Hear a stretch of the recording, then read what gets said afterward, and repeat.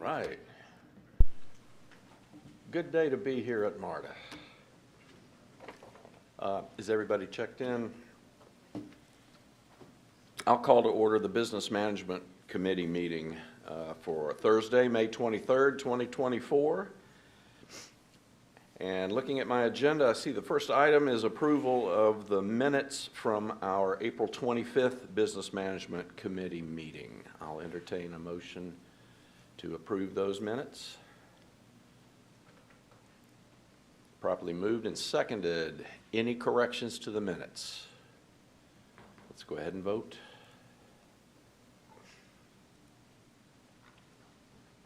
Okay, the resolution passes. Alex Ogo, you are up.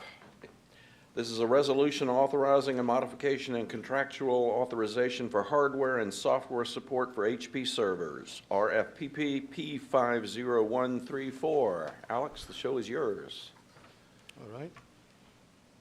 Good morning, Chairman Durrett, Vice Chair Williamson, Mr. Greenwood, Mr. Hawley, and other members of the Business Management Committee.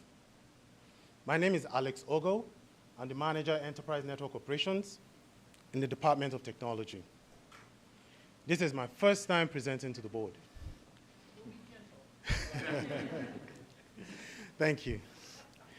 I am here to present a request for the resolution authorizing a modification in contractual authorization for hardware and software support for our Hewlett-Packard servers, RFPP P50134. Next slide, please. The Hewlett-Packard servers play a critical role in our technology infrastructure by supporting various critical business applications. This request is to allocate funding towards our existing contract to facilitate the renewal of our maintenance agreement and ensure the continual optimal performance of our server infrastructure, which is vital to our business operations. Next slide, please. The original contract, valued at $354,540.94, was awarded May 12, 2022. Because of the age and conditions of the servers, we used more support services in year 1 and year 2 than we initially anticipated. While we had enough contractual allocation to cover years 1 and 2, we needed approval to increase the contractual value to cover years 3 of the remaining parts of the contract. The value we're requesting for approval is $337,687.57. Therefore, we request an increase in the contractual value by $37,687.57, which will bring the total contractual value to $392,228.51. We're targeting Q1, Q2 to actually have those mature hardwares refreshed. This is a 3-year contract in the amount of $392,228.51, and it's funded by local operating funds. The DBE goal is set at 0, as this is a GSA contract. Next slide, please. The Department of Technology requests that the Business Management Committee recommend approval of the resolution authorizing a modification in the contractual authorization for hardware and software support for our Hewlett-Packard servers, RFPP P50134, in the amount of $392,228.51. Next slide, please. Thank you. Now I return the floor to you, Chairman Durrett. Thank you for the presentation. I've moved approval of this resolution. Can we get a second? Properly moved and seconded. Are there any questions? Bob. Yeah, thank you for the presentation. So the increase is due to more use of the technical services to support the system? Correct. Is that a fair statement? Yes. So with that being said, in this year 3 that you're in now, are you going to need more? I mean, you're asking for what you need now to end the contract. Do we see an increase in more of the services for this last year that you have? So that has already been reflected in the updated quote. That is All why right. we're asking for the additional amount. Okay. So the next phase also we're trying to do is Q1, Q2 of next year, we'll be taking out those mature hardware out of the environment. So that will kind of solve that problem of having mature hardware being supported when they're out of support. Okay, okay. And so at the end of this contract, you're planning to go forward with a new RFP for Correct. this service? Is Yes, that sir. right? Yes, Okay. sir.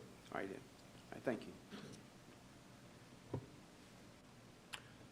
Bill Floyd. Where's the cloud in this?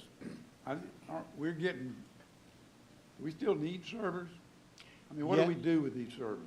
Yes, we do need servers, so it's a two-step approach for us. Some of our first servers are physically on-prem, and some of them for workloads we can put in the cloud will actually deploy to the cloud. So most of the servers that we have that are on-prem, we need these servers to continue to support our critical business applications while they're on-prem. Okay, when will you replace the servers? When will we need new servers? So typically we have a 5 to 7 year life cycle for server replacement. So like I said, Q1, Q2 of next year, we'll be taking out the servers that are end of life, end of support, and replacing them with new ones. Okay, so how many of these servers are there? Oh, total amount of servers that we have, physical servers, close to 200 plus servers. Okay, that's enough for me. Thank you.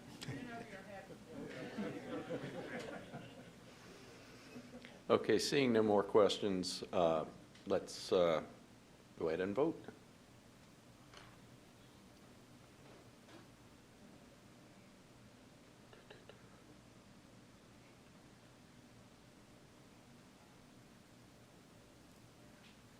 The motion passes.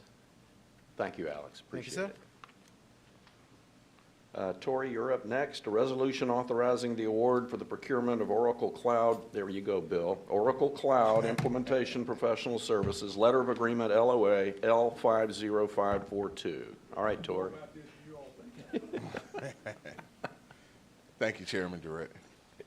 Good morning, Chairman Durrett, Vice Chair Williamson, Mr. Greenwood, Mr. Hurley, and BMC Committee, MARTA employees, and guests. My name is Torrey Kirby, Director of Technology Applications. I am here to present a request for resolution authorizing the award of a contract for Oracle Cloud Professional Services, Letter of Agreement LOA L50542 with Emphasis Limited Incorporated. Next slide. The purpose of this procurement is to transition our existing Oracle Cloud partners implementers since 2021 from a work order, resource, or headcount-based agreement to a new deliverables-based agreement for the remaining Oracle Cloud modules.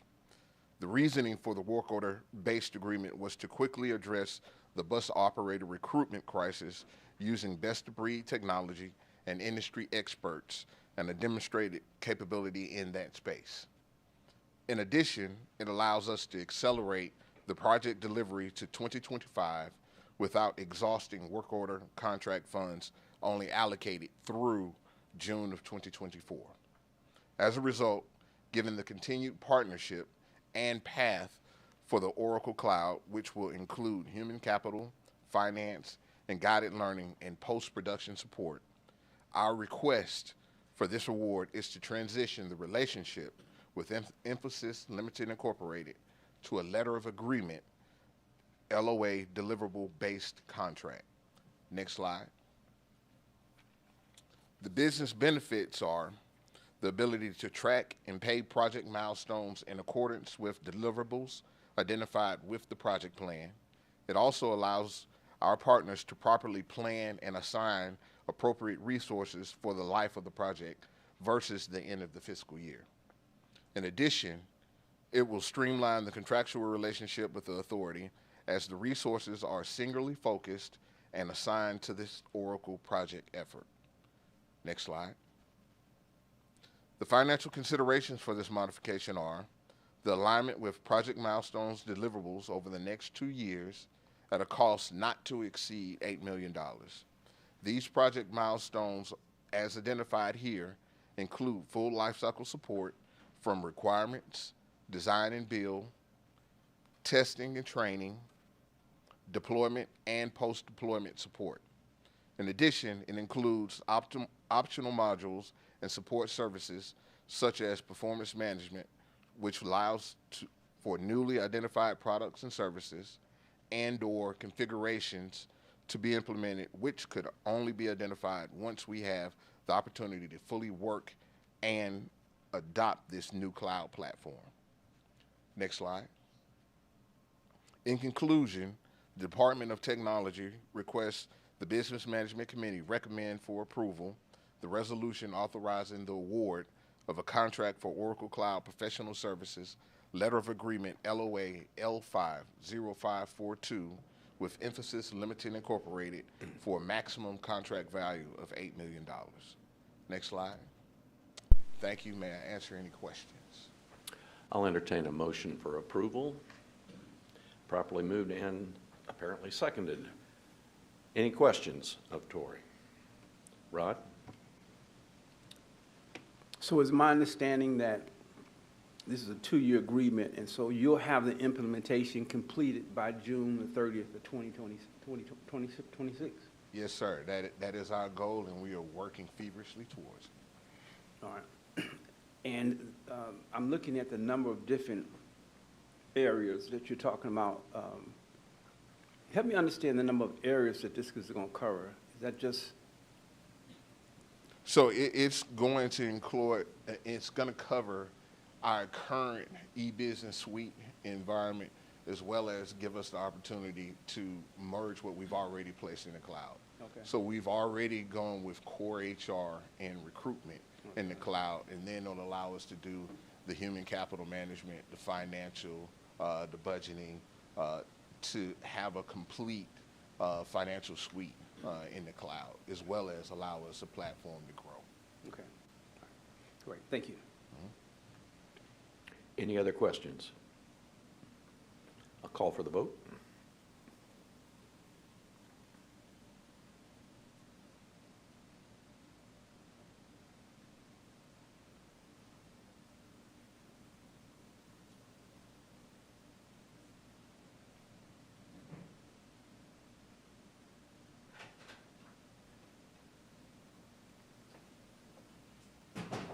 The resolution passes. Thank you, Tori. I appreciate it. Thank you, Chairman Durant and DNC. Phyllis Walker, you're up next. A resolution authorizing the award of a contract for occupational medical services, RFP P50399. Ms. Walker? Good morning, Chairman Durrett, Ms. Williamson, Mr. Hurley, Mr. Greenwood, and members of the Business Management Committee. This is a resolution authorizing the award of a contract for procurement of occupational medical services, RFP P50399. Next slide. The purpose of RFP P50399 is to have comprehensive occupational medical services to ensure that MARTA protects its employees, passengers, and public from safety risk on a daily basis, that workers are physically and mentally fit, as well as drug and alcohol free.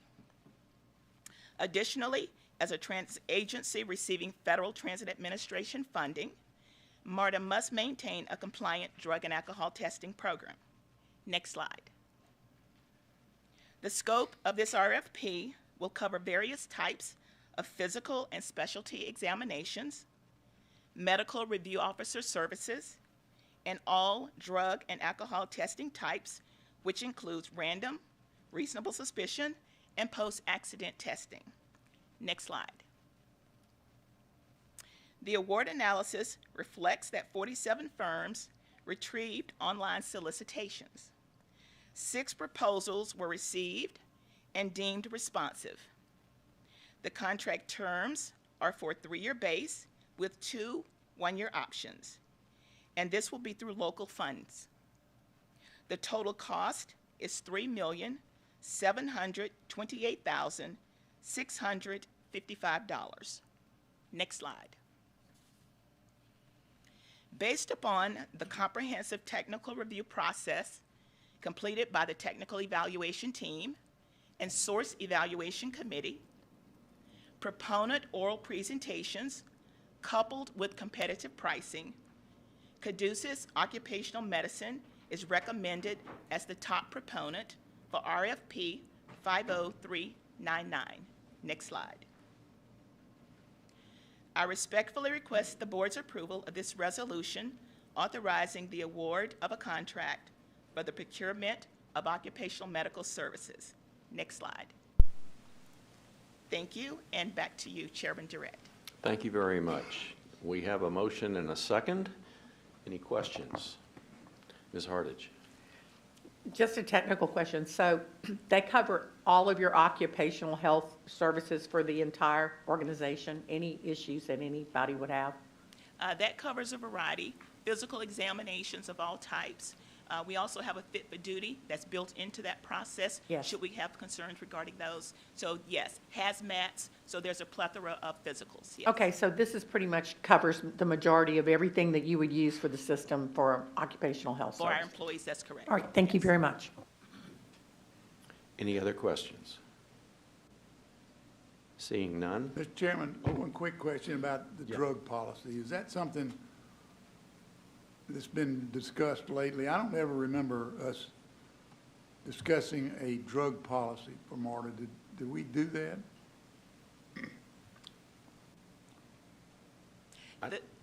I think I can address that for you. Our last policy was approved by the board in 2019. We will have an upcoming policy that will be coming before the board potentially within the next 60 days. Okay, you did answer it then. Thank you very much. You're welcome. I obviously remember doing it now, but Okay, let's go ahead and vote.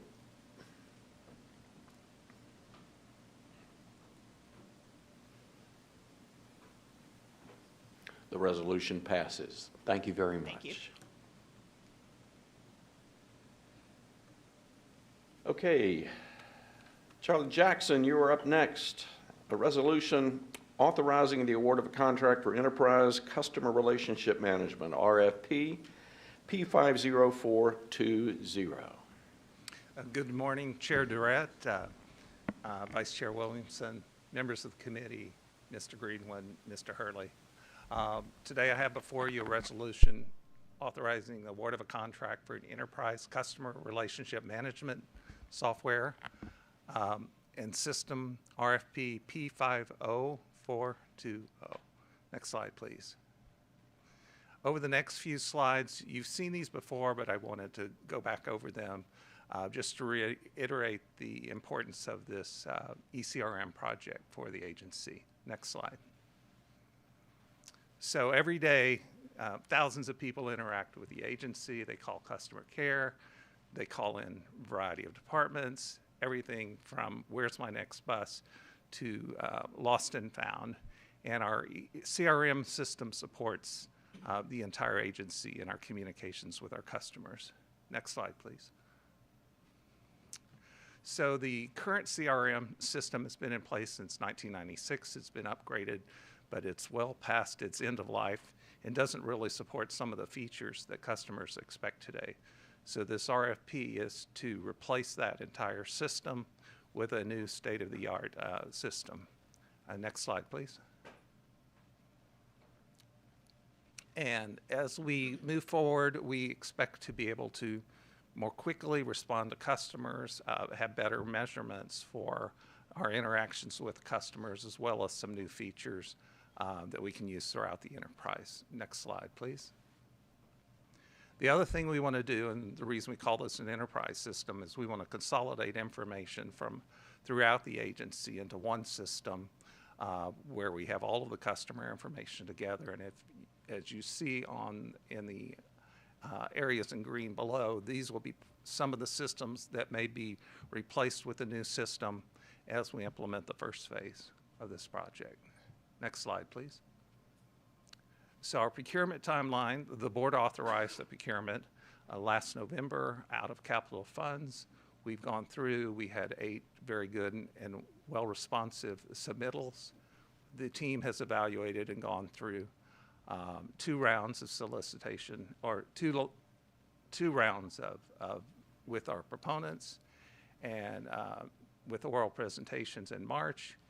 And the recommendation today is to go with Catalyst Consulting Group, who will be implementing Salesforce CRM, as well as providing the integration to all of our other systems. Next slide, please. Shown here are some of the criteria that went into determining the selection of this proposed company. They have a lot of experience, particularly in this area, both with software and with integration for agencies of our size. They had very good recommendations from other companies that we investigated, and they also meet our DBE goal of 15%. Next slide, please.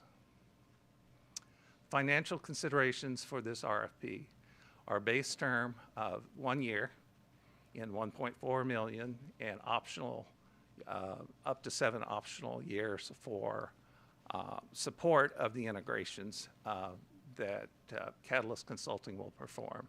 One of the things that is not included in this financial consideration is the purchase of additional software in the future. So we plan to come back to you later this year for the purchase of additional software licenses for Salesforce to be able to support this. So that'll be a separate procurement that will be coming back to you. Next slide, please.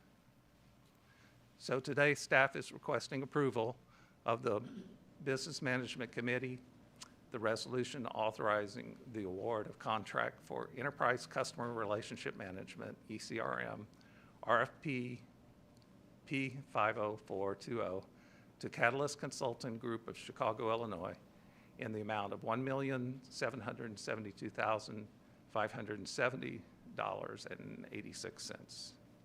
With that, I'll return it back to you. Thank you very much. Motion and a second. Properly moved and second. Ms. Hartage, you have a question? So I saw your timeline as to how we got to today.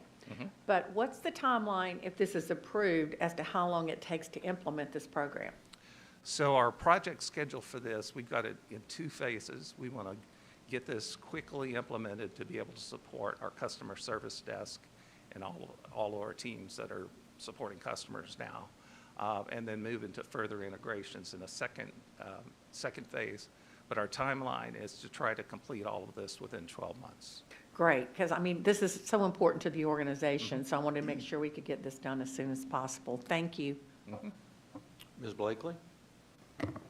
Thank you for the great presentation. So 2 quick questions for you. The first being, were there any other softwares considered outside of Salesforce? Because I know Salesforce is popular, but I do also know that there's quite a few firms that are moving away from Salesforce. So of the 8 proponents, there were a variety of software packages. I think about half of them were Salesforce, and the other half were a variety of other software packages. Okay. And so we were looking for the best fit in both in terms of the software and the integration services that would come from the company. Okay, gotcha, understood. And then as far as respondents to the RFP, did we have any local firms? Because I noticed these guys are out of Illinois. Yes, we did have a couple of local firms, but Okay. they didn't appear to be the best fit. And Gotcha. mostly we're focused on designing software from the ground up. Gotcha. And then those firms that weren't selected, are they allowed the option of a debrief?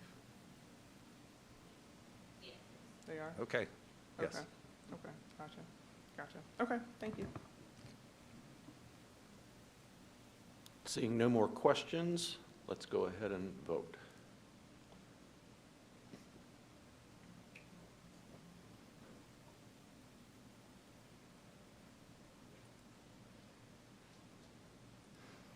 Resolution passes.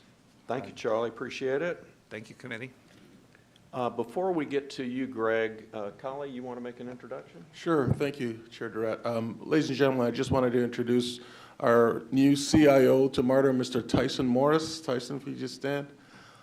And just ask you to help me welcoming Tyson. He's going to be in charge of all our technology-related functions, from operations to administration, including CAD, AVL, and Oracle Cloud migration.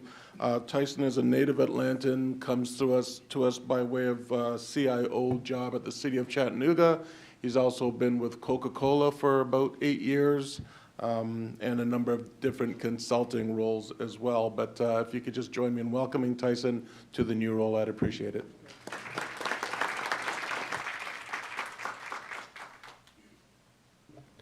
I'll say this about Chattanooga. I hate driving and getting close there, and then suddenly you've got that log jam of vehicles, which makes driving through Chattanooga miserable for me. They should have a big transit system up there that takes care of all that. Okay, Greg, you're up. A resolution authorizing the operating and capital budgets for fiscal year 2025. All right. Good morning, Chair Durrett, Vice Chair Williamson, Mr. Greenwood, Mr. Hurley, and members of the Business Management Committee. I am pleased to present MARTA's proposed fiscal year 2025 budget for consideration of a resolution to adopt the budget. Next slide, please. For the agenda, we will start with a review of the budget timeline, followed by a review of our new strategic priorities. I'll then cover the budget premise, the proposed operating budget, the proposed capital budget, and then finally the feedback we received during our public hearings. Next slide, please. For our fiscal year 25 budget timeline, I'm happy to report that we completed our board briefing on May 14th. We held our public hearings on May 15th and 16th, and proposed budgets were provided to each jurisdiction. We are presenting the proposed 25 budget today for consideration of a resolution to be voted on by the board to adopt the budget on June 13th. Next slide, please. This slide reaffirms the new strategic priorities we developed we used to develop the 2025 budget. The first is to be customer-focused with an effort to create a delightful customer experience at all touch points of MARTA services. The next is to train, hire, and retain qualified and motivated workforce. This will position us to meet the needs of today and tomorrow. The third is to provide operational excellence. This means providing a transit service and transit experience that is safe, secure, clean, reliable, and frequent. The next is to demonstrate fiscal responsibility. So in every financial discipline, we will focus on optimizing our revenues and carefully planning our expenditures so as to be good stewards of the funds entrusted to MARTA. Our next strategic priority is digital transformation. MARTA must advance technology to enhance the customer experience in operations and service. And then MARTA's final strategic priority is to use our capital program to deliver safe, reliable, and innovative services as the region's trusted transit authority. Next slide, please. We use the following guidelines to develop the 25 budget. We need to provide financial and fiscal sustainability. That is evidenced by our continued effort to match our recurring revenues to expenses. We'll continue to advance the capital program, deliver on our 15th Amendment obligations, address our needs for a state of good repair, and deliver our collective bargaining agreement obligations. Next slide, please. We'll now do a quick review of the operating budget. Next slide. So the operating budget assumes a 4% increase in all non-represented employees. The split of sales tax revenue is 54% to fund operating expenditures. The budget fully funds our collective bargaining agreement obligations. Healthcare and pension costs decreased by $8.9 million over the fiscal year 2024 budgeted levels. Fare revenues are assumed at $715,000 less than the fiscal year 2024 levels. We are assuming a 7% across-the-board vacancy savings on all salaries and wages and have a net reduction of 11 positions in the fiscal year 25 budget from the adopted 24 budget. Finally, this budget adjusts the burden rate for positions down to 47% from the previous 50% level. Next slide, please. Since MARTA's operating budget is driven largely by planned service levels, I would like to cover the service assumptions for fiscal year 2025. Availability of a stable labor force has constrained our ability to deliver the pre-pandemic service that we had budgeted for fiscal year 2024. So we made some slight adjustments downward in our fiscal year 25 assumptions accordingly, with approximately 3.5 million fewer revenue miles and 50,000 fewer revenue hours. And this also accounts for a slight reduction in planned special events. Next slide, please. This slide shows the headcount plan for fiscal year 25 and the difference over fiscal year 2024 adopted budget. The net impact is a reduction of 11 positions due to a combination of operational efficiencies and technology support. In addition, this budget reflects the split from the Division of Administration into the combination of the Division of Chief of Staff and Administration and the Division of Customer Experience. Next slide, please. All right, I'll now introduce our revenue projections for 25. Next slide, please. Sales tax is our largest contributor to revenue, and this budget assumes using 54% of total sales tax receipts for operations in fiscal year 25. This results in an increase over fiscal year 24 budget by $38.9 million and is the primary driver of higher revenues for the year. Passenger revenues are forecasted lower due to the slower ridership recovery than originally forecasted. Title ad valorem tax is adjusted downward to reflect a scrivener's error in the maximum earnable amount from fiscal year 24. Lease income saw a slight reduction due to non-renewal of cell tower providers leasing building space from MARTA. Advertising revenues are forecasted lower due to a change in advertising policy to improve the MARTA brand. Station parking net revenues are also reduced in 25 due to the lower parking fee collection anticipated during the conversion of parking garages to the new automated parking systems. Interest income is forecasted to be higher in 25 due to the high interest rates on investments and the balance in our unified reserve until the latter portion of the fiscal year. Lastly, to balance out our sources of funds, we use a lower amount of operating carry forward than last fiscal year by $12.4 million, largely due to the increase we saw in our forecasted sales tax. Next slide, please. Here we have a visual breakdown of the revenues. Sales tax represents 59% of our revenues, with passenger revenues being our second largest contributor at 12.5%, and federal assistance our third at 12%. Our goal is to reduce the operating carry forward portion of this to zero by fiscal year 2028. Next slide, please. On to the breakdown of operating expenses. Next slide. Salaries and wages increased by a net of $12.7 million in fiscal year 25. This reflects an impact of the 3% increase for all represented positions and allows for a 4% increase in non-represented positions and the 11 position headcount reduction. Fringe benefits saw a reduction of $13.4 million due to the near $9 million reduction in pension and healthcare costs, with most of the remaining reduction attributable to removing the fringe benefit contingency to offset the increased expenditures. That's moving that fringe rate from the 50% down to the 47%. Healthcare costs reduced due to favorable contract negotiation for healthcare services and reduced claims forecast, while pension expenses reduced due to favorable market conditions, allowing us to slightly lower the additional contributions necessary to non-represented defined benefit plan while remaining in a healthy financial condition. Overtime was held at nearly the same level as fiscal year 24 for a total net decrease of labor budget of $1.1 million. We have a moderate increase of $8.4 million for contractual services associated with transitioning IT expenses from the capital budget to the operating budget to handle the natural transition of projects that were in development now moving on into long-term support. Materials and supplies increased by $7 million to reflect cost increases to parts and increased repairs required for the existing fleet and bus operations and rail car maintenance. Casualty and liability costs increased by $5 million to address a pattern of higher claims captured in the actuarial analysis from MARTA. Next slide, please.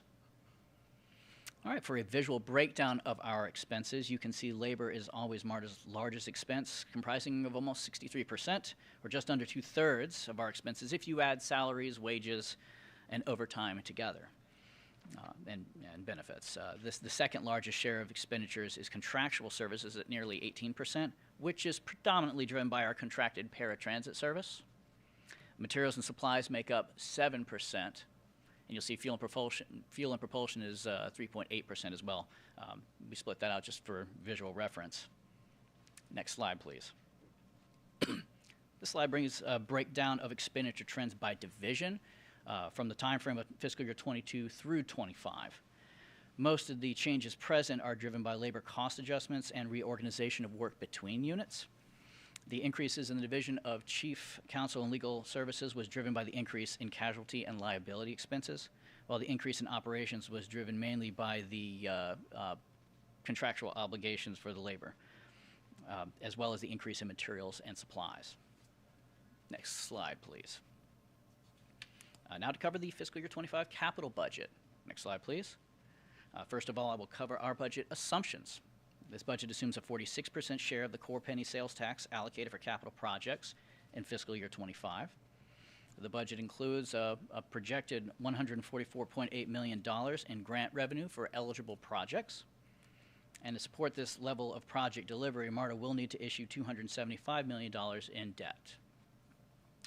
Projects received in the annual budget call process were reviewed and evaluated based on the project phase and readiness, pending contractual commitments, and they were ultimately prioritized based on projects that meet safety requirements, projects that support our new rail cars, including facilities needed to support the changes in operational support for the new rail cars, projects associated with new buses, including charging infrastructure and garages, as well as en-route charging, continuation of station rehabilitation work in the most critical stations, as well as prioritization of stations expected to have high ridership during the World Cup, and finally, deployment of systems relative to our new fare collection.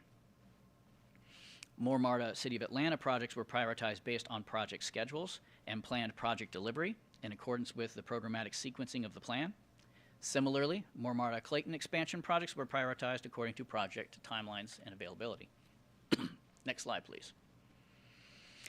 This slide provides the planned capital sources and uses. This includes the total planned sources of $1.37 billion and $909.2 million in proposed uses across each of the three major programs in the overall capital improvement program. Sources for state of good repair are budgeted at $717.1 million versus a planned use of $702.9 million after we include debt service.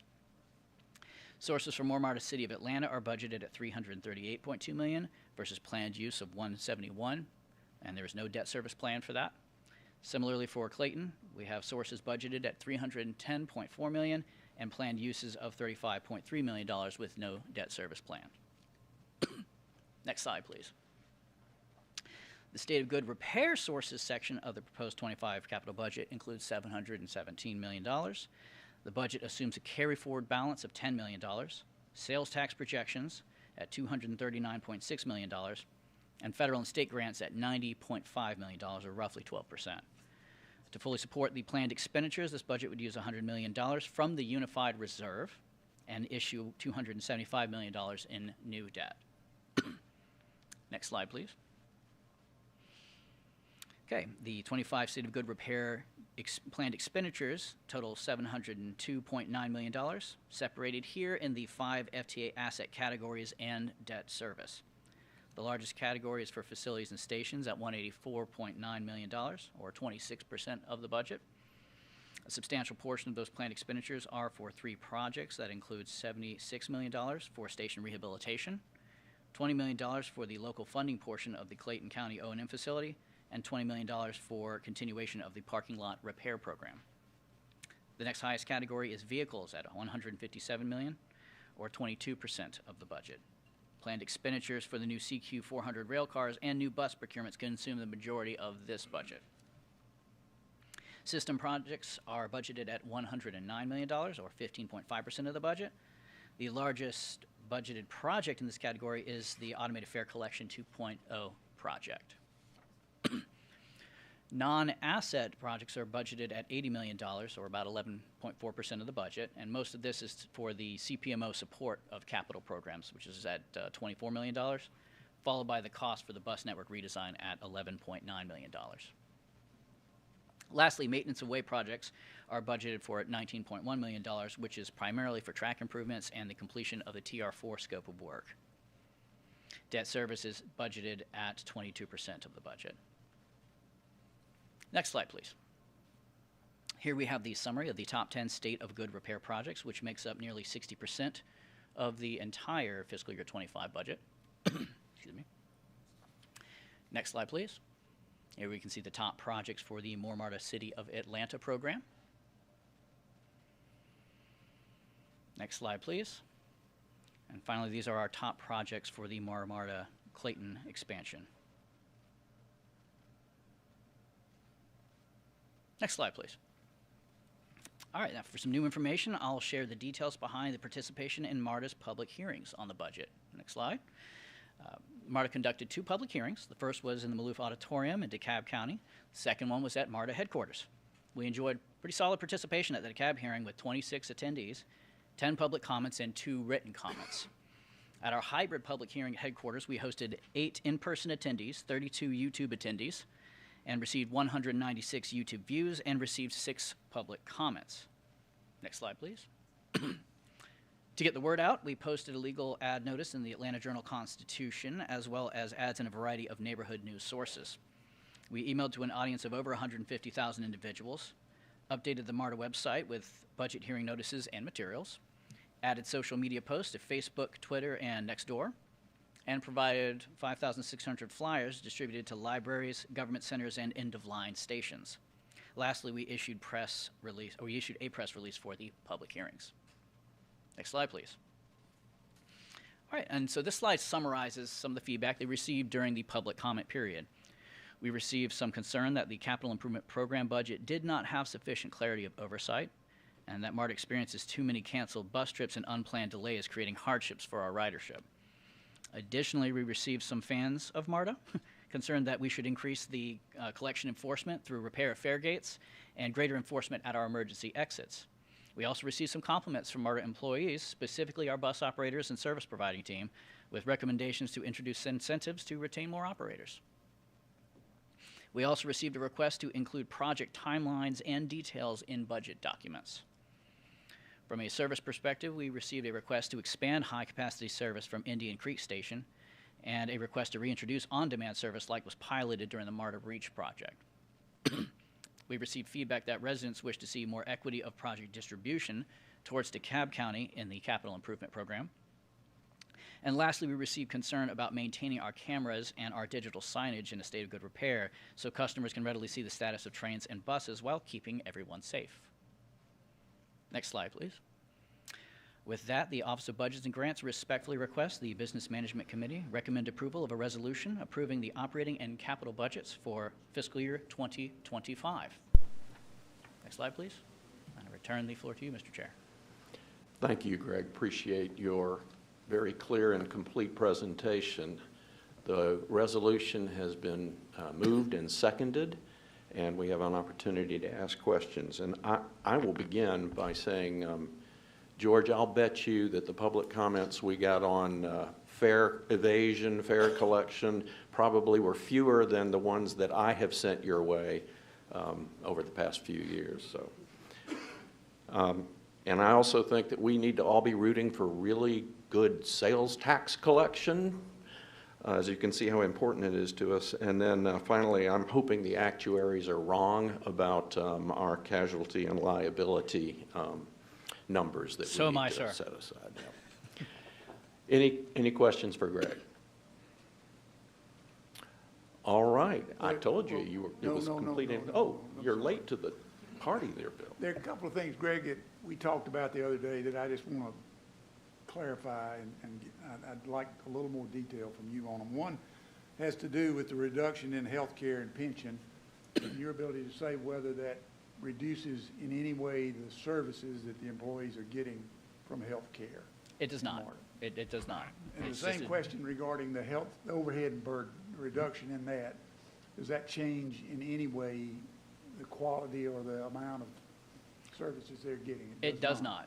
Really what that was there to do is if there was a greater than anticipated expenditure in any one of those areas, for example, if healthcare claims in much higher than expected, there was already a built-in buffer rather than having to hit the general manager's contingency. Okay. And so we just simply consolidated in the general manager's contingency, really. Okay, now does that relate to the, I know the finance contingency went from like 1.3 million to 19 million. Mm-hmm. What's the reasoning behind that? So typically, when you are entering any kind of period where there's a little more uncertainty or there are some undefined opportunities that we know we need to address, but we haven't fully fleshed it out yet, we always set aside a little additional for the contingency. In this case, we know we have some additional plans. We're going to get ready for the World Cup.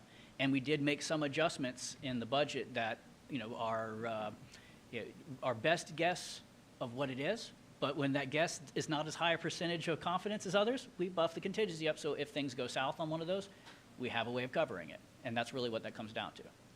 Your guesses may turn out to be more like mine, which are way off. But the other, sales tax revenue, you budgeted $347.6 million, and you know that right on the top of your head, I guess.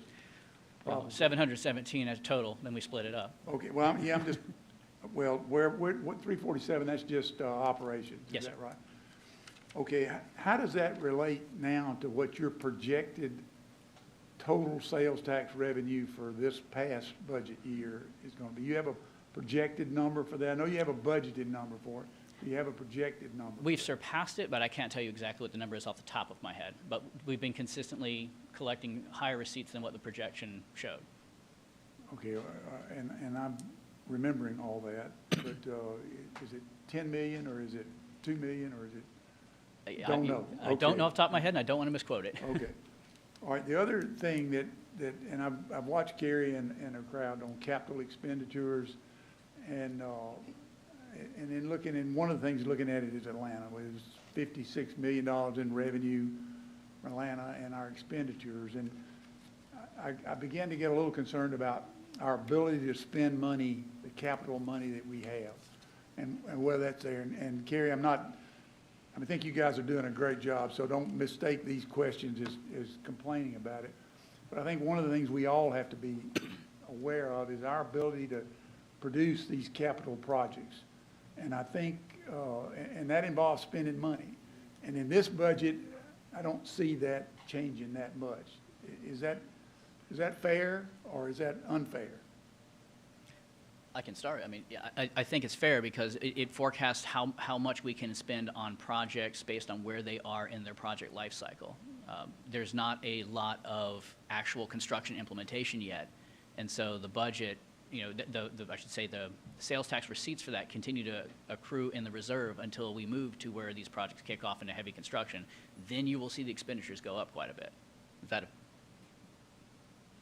Okay, okay, that makes sense to me. I think one of the things that we're all concerned about is how quick we're going to get these projects produced and in use. And I think what this is showing, and something maybe we don't do a good enough job, the board doesn't do enough job, is explaining why it takes so long to do this stuff and why it takes such a good time. And I mean, if you sit here through what we went through just in right-of-way procurement on the Summer Hill project, how long that took, how much money that took, and those things. And I think maybe this board doesn't do a good enough job explaining to the public why it takes so long to produce this stuff, and explaining to Atlanta why it takes so long to get these things done. So I wanted to make sure we pointed out to people that while we may not be spending as much money as we want to spend on capital projects right now, which means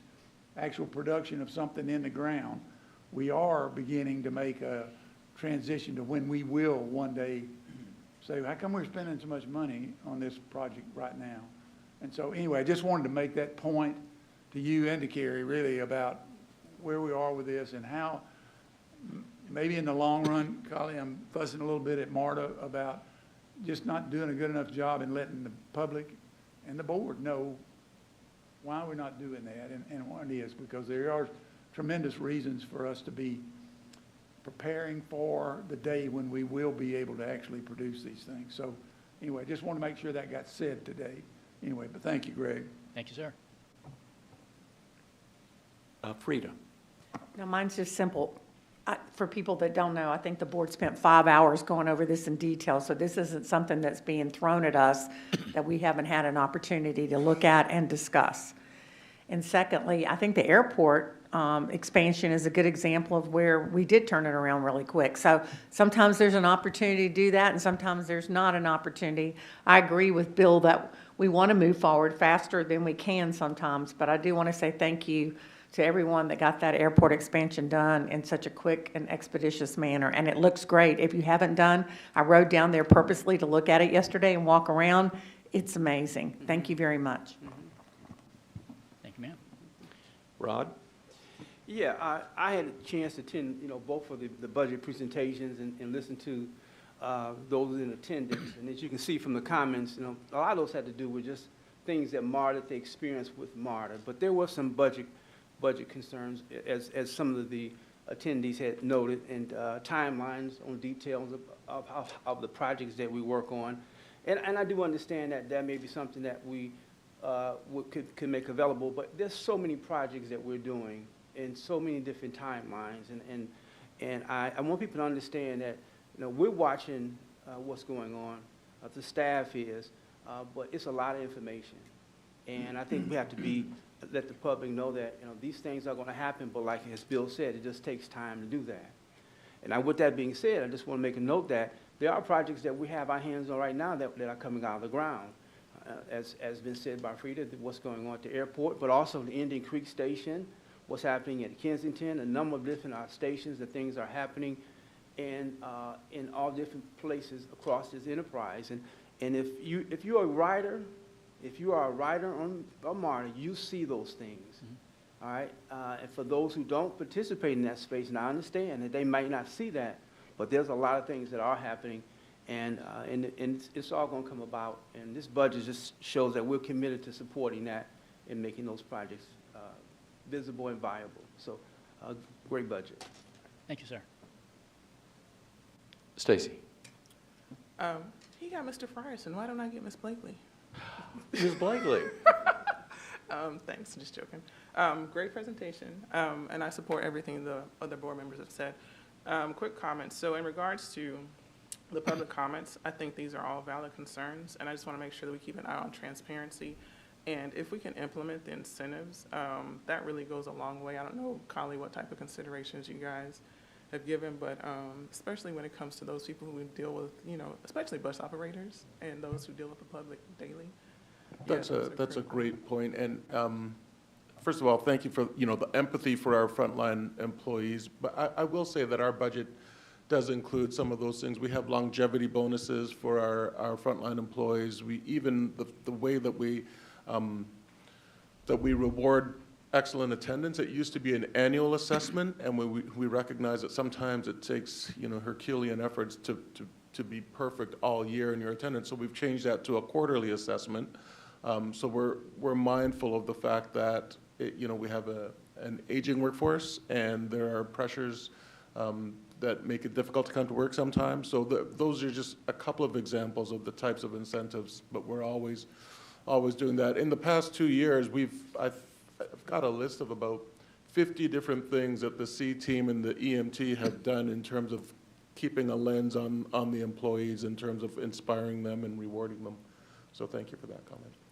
I also want to say that in general, we gave a presentation here maybe a month or so ago about the season of moving dirt at MARTA, and that we're going to try, to your point, Bill, try to tell that story more often about all the different things that we're doing.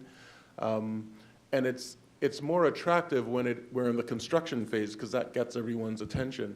A lot of us in this room are equally excited when we move through a design stage gate, or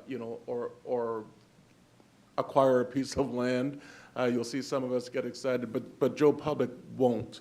So we have to do a good job about telling them why that's important. And to Rod's point, as you move across, I was at a presentation there last week, and someone said, well, why are you spending all this money at Airport Station? What about the other stations?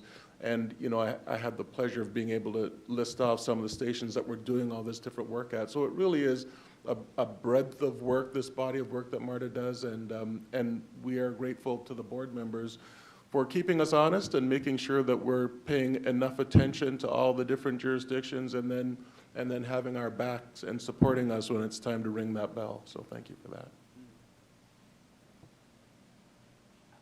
Ms. Jones? Ms. Blakely, thank you for pointing that out too. So just a follow-up to Colley's comment about the aging out of employees. Greg and I had the opportunity to have a conversation about ways in which to attract employees and just wanting to make sure that in that human resources line, there is an opportunity for an expanded apprenticeship, internship program, or, some sort of pipeline so that people know that MARTA is a good place to work, and actually there are opportunities for career growth. And, if you start as a bus operator, that doesn't mean that that is where your career starts and ends. Is that right, College? So just wanting to really highlight that so that people can see this as a viable place to work for those reasons listed. Thanks.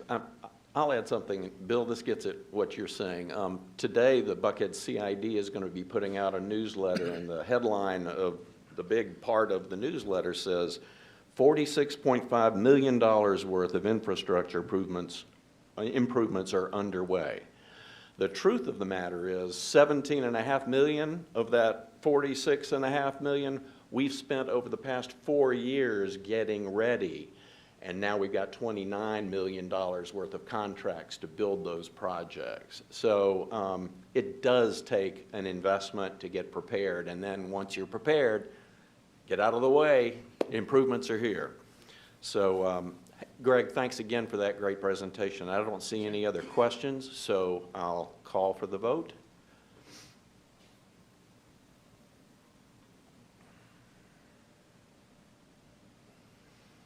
All right, this committee will be presenting the resolution to the board in June. Thanks very much. Motion passes. Okay. Other matters, the fiscal year 24 April consolidated financial highlights and financial key performance indicators are in our packages for this committee meeting. Are there any other matters beyond that to come before the committee? Then we will call this committee meeting closed and prepare for the next committee meeting.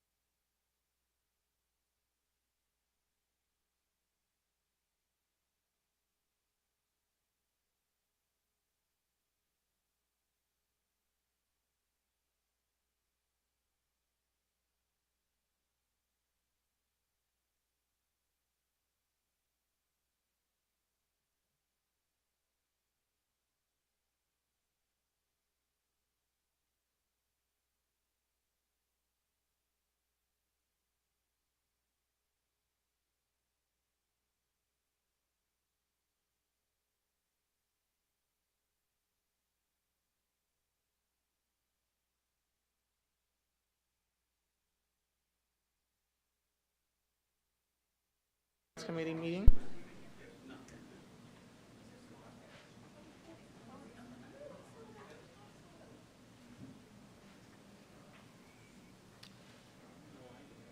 Next on the agenda, we have the approval of the April 25th, 2024 Planning Capital Programs minutes. Could I have a motion and a second, please?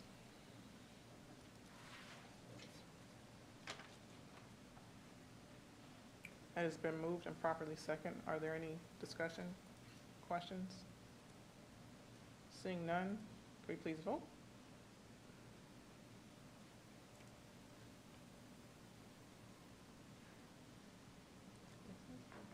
Motion passes. Next up, we have resolutions. First being resolution approving the exercising of the one 5-year option and authorizing an increase in the contract value for the Centralized Program Management Office Support Services, contract number P43871. Mr. Prescott. Good morning, Chair Blakely, Ms. Bowers, Mr. Greenwood, committee members, gallery. I'd like to present to you today on the Centralized Program Management Office Consultant Support Services. That's CPMO for short. Next slide, please. Talk about CPMO today. I want to talk about where we've been, what we're doing now, and where we're going. Some of this will be a refresher for those of you that have been around for 5 years, and some of it will be new. So next slide, please. So why are we here? CPMO, back in 2015 and 2017, there were two independent audits that were done, and both of them emphasized the need for a centralized program management office. We already had a PMO, which gives us structure for our document control and project management, program management. A centralized PMO kind of focuses on this, giving us, beyond the structure of giving us governance, processes, procedure, and consistency across the whole program. So next slide, please. So back in 2019, the board approved the Jacobs-Russell MARTA team for the 5-year base contract and a 5-year option. So I'm here today because at that time there was a stipulation that the 5-year option would require the board approval. So next slide, please. So also back at the 2019, the committee meeting, there was part of that presentation, I'm going to read this. As the scope and needs of the program evolve, authorization will be sought for the funding needed for such expanded services. 2 years ago, I came before this committee as we did a mid-year assessment of the program, and we supplemented the last 2 years of this project for the last 2 years of the 5-year base contract. So next slide, please. Doing our due diligence as we entered the 5th year of the base contract last October, we assembled an executive team to review the JRMT contract. That team consisted of representatives from legal, finance, that's the CPM, the MARTA CPMO, and myself for CPI. We reviewed the current status of what had been done and the progress going forward and the overall program needs and the option years. At that time, the team made the recommendation to utilize the option. So next slide, please. As a refresher, the team, the CPMO, consists of the Jacobs-Russell, are the two primes.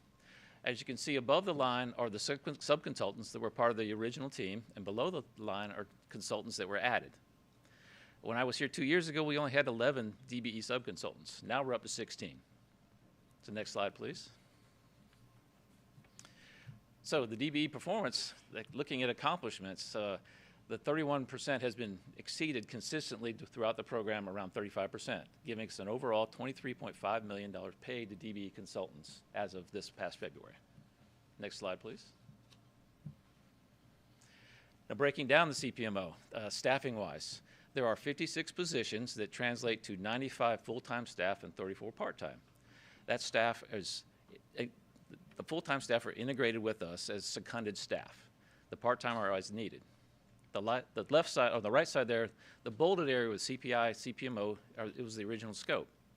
But we've crossed departmental silos and also reached out to support other departments, such as procurement, materials, environmental, communications, the D&I, and DSQA. Next slide, please. So not only did we meet the need for the audit need of having established a CPMO, we've also provided the services within that CPMO. Across all the projects, again, to focus on consistency, process, procedure, through project delivery, schedule, communications, and as well as budget. So next slide, please.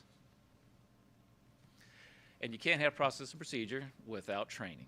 So we've established a sustainable program that gives initial, refresher, and one-on-one training for all of these different areas.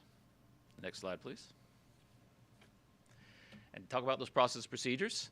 Again, in order to have some sustainability and consistency, we've developed 41 of procedures, guides, and manuals. The right side is the backbone of our contracts program management. It is the unifier program contracts and procedures guides. So next slide, please. So unifier, some of you have heard that because we've asked for licenses in the past as this program has grown. It is the project management information system. It is what keeps the document control going overall. We are currently almost done getting all the projects integrated in, the 135 out of 160. The pie graph shows the distribution of those projects. 36 in initiation, 8 in design, 33 in planning, and then 58 in implementation. That's construction work going on right now. The other 25 are in a process of the legacy system and still in transition. So next slide. Oh, let me go back one, please. Forgot to emphasize that the amount of documentation that we are migrating here from the legacy system, SharePoint, and other databases into this is huge. So we're taking that and consolidating it and incorporating it into a real-time access, dashboards, and other reporting on-demand systems. So transitioning that and getting key performance matrices set up, a lot to say there, has been the key focus of that program. So next slide, please. So here's an example of those dashboards that we put into place. So if you're familiar with the yellow, green, blue, looking at the status of the KPIs, construction project situations, schedules, budgets, and all integrated once again for both internal and external. Right now the internal is set up, so our teams are utilizing these on the projects that have already been incorporated, so we have real-time data for everybody across the board. So next slide, please. This looks familiar as well because, hopefully, because this was one of the initial things that we did when we established this program. The governance flow chart was done. Since that time, we've expanded it with the procedures to make sure that it is integrated as we've grown with the program, to make sure that workflow, responsibility, and checklists were established throughout the entire program so that project delivery is covered from beginning to end. Next slide, please. One of our greater accomplishments in meeting the audit concerns was with payment of invoices. The OLIS system, the online invoicing system, has been established, is up and running. The graph on the right shows, the upper one shows the turnaround on those invoices. We're down to less than 20 days on the majority of our projects now. The middle one shows where the net paid invoice, once received, was less than 30 days. We're up to 93% now. And the bottom one shows the summary of the 2,200 plus invoices that have totaled to around the $700 million invoices to pay to date. It's interesting to see the anomaly there that in June, which happens to be the end of the fiscal year where everybody wants to get paid. So next slide, please. Quick summary of where we're at.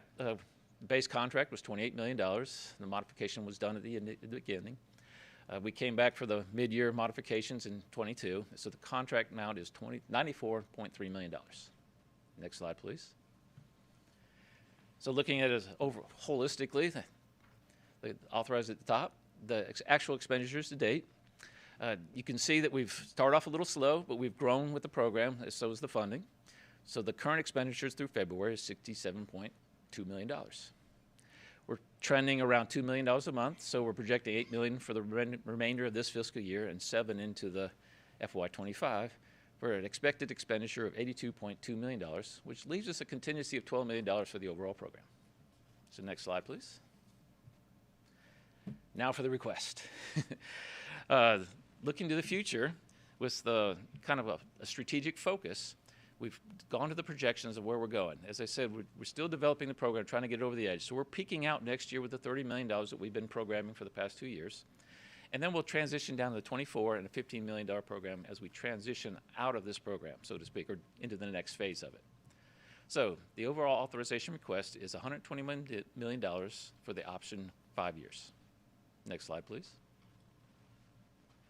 So looking at that strategic focus, one of the things we want to do is reap the benefits that we've already had by initiating the staff that we've seconded and transitioned, as well as the processes and procedures. And we're trying to establish an operational rhythm with this program. We want to be able to expand those critical staff services, and as we transition those to FTEs in the future. We also want to complete the programmatic transfer of the data and establishment of the dashboards and the external access to these programs. We want to revise the robust financial program with the OLIS, make sure that it ends up in the appropriate department for the future growth and sustainability of this program. And then we'll go to the next slide, please. Again, focus here, we've met the audit, the CPM audit, we've met the goal of the audit. We're just not done with it yet. We're almost there. And so this is the push to get all these things over the finish line for total success in a sustainable program. So next slide, please. So that transition planning I talked about, an operational rhythm. So operational rhythm is establishing a process of procedures and services that are commonplace, secondhand, or institutionalized, so to speak, so that it's when new people come in, they slip right into the system and there's no learning curve. Or as the new leadership comes in, they understand where we're going and how we got there. So establishing that transition of not only key positions of consultants shifting to full-time equivalent MARTA employees, and as well as that knowledge transfer and database for internal and external. So not only looking at sustainability, but again, long-term transition is our goal. So next slide, please. With that, I'd like to request the authorization of the exercising of one 5-year option and authorizing the increase of the contract value for the Centralized Program Manager Office Consultant Supplemental Services contract number P43871. Thank you. Thank you, sir. Could I get a motion in a second? It has been properly moved in second. Questions, discussion? No one? Okay, One so- quick question. I'll say I was some. about to say. Hey, Bill, I was going to say, I'm aren't you sorry. going to say we're spending this money so we can deliver those Just capital projects? couldn't do it. I couldn't, I tried for a minute, but I just could not pull it off. But, I think, one of the things that I like this, okay, and I like where you're going with it. And I think the work that's been shown over the last 5 years has certainly promoted this. My one question regards payment, and you talked about paying invoices as part of this. Is there a difference in the way that you pay DBE businesses in related to non-DBE businesses? No. Timing? So it's all the same? It's all the same, the contract. The DBEs, it depends on the contract ownership. If a prime owns it, prime owns the contract, they get paid first, and then DBE gets paid. If in one instance we have a prime that's the DB, so they get paid instantly. So Okay, we don't so- control how the primes pay their DBs, So or they're any of their subconsultants. So some of these DBEs may not be working directly for MARTA like the primes would be, or? Correct. They're subconsultants. They may be sub-consultants? Yes, sir. Okay, all right. Thank you. If I could just follow up on what Larry said, we don't control how they get paid, but the contracts require them to be paid, as they invoice. So it's not like the prime gets paid and has the ability to hold on to that money for 6 months before they pay their DBEs. Just wanted to clarify that. They're supposed to be paid immediately. They don't have the ability to hold it, so we do have some control through the contract. And one of the adjustments we've made over the last year or so is that the DBEs now have visibility of the bill and the payment process as it moves through the process, whereas in the past, they were just blindly waiting. Okay, is that working? I mean, but, in the past, and I go way back in some of these DB programs, we parceled out the DBs to make sure, and sometimes we paid them on a weekly basis or a twice monthly basis or some of that stuff to help them along, because we knew they were small contractors. And I guess we've gotten away from that altogether. There's just no need to do that anymore, is there? Or we don't have any complaints from? Right, it's working because it's a solution that was generated by the DBEs at our ongoing DBE roundtable. So MARTA invites DBEs on a regular basis. Paul is here to speak about it. She leads that conversation, and they will give us ideas about how to make life easier for them, and that was one of them. Okay, well, if it's not working, I guarantee they'll let you know, so. Yeah. They definitely do that, but I just wanted to add in there that the MARTA's contract with the prime has a prompt payment provision in it that the DBEs get paid within 10 days after MARTA has paid the prime. We also require that the prime, within their contract with the consultants or the DBEs, that they include that same prompt payment statute. So we check the contracts to make sure that prompt payment is included in the contracts with the DBEs. Thank you. And also, haven't there been improvements to the actual process through moving the invoices through the processing system as well? Yes, and Yeah. Carrie's not here. Yes, I'll let you yes, speak yes. to that. So, yes, as Collie said, that there's open access, so the DBEs can see the flow and process of where it's at. So instead of just sitting around waiting on a prime to update them, once they're registered within the system, they have access to it and they can see the flow. Right. But I was speaking more to the MARTA side, like as far as like when the invoices are received, our processes. So I know that there was some work being done there and along those processes Yes, as well. yes, So I that's yeah, what just we've wanted to make gotten sure it that down was- to less than 20 days Right. and the 93% Awesome. paid within 30. Excellent, excellent. Ms. Jones? For slide 12, is this the most up-to-date list? The accomplishments, procedures developed? There are more in process, so that is the current ones. Several of those, there's like 5 or 6 on that page that are still being final reviewed, but we are always developing the program as we go. So we have sort of 65 was the ultimate goal, and so the 41 are the ones that we're at the stage now that we can present. Is that what you're asking? Thank you. And then follow-up question, are there any plans for any of this, well, with this budget, probably not, but are there any plans for any of this work to be transferred in-house? Yes, ma'am. That's the whole transitioning program, is once we've established the rhythm of the ability to do the work, and then we will transition those staff, the budget-wise, that's why it's going to take us a little while to get that set up. Our internal budget needs to be adjusted to be able to allow those staff to transfer from a consultant position into a FTE position. Thank you. And Larry, I have a final question for you all too. I know I asked all my questions in pre-brief, but when we started this program, did we anticipate it actually lasting for 10 years? Or was that just, when we hit the 5-year mark, we recognized that we needed to extend this program? The reason I think the 5 and 5 was we expected to be 10 years, and the reason that the board stipulation approval at the 5 years was just to make sure, a check that if it was going south, we could nip it in the bud, so to speak. We didn't do this like the normal ones where we do 5 and 3, 2, 1 cut situation. This was expected to be a 10-year program because of the investment made both in staff, knowledge, and the systems that are involved here. Understood, understood.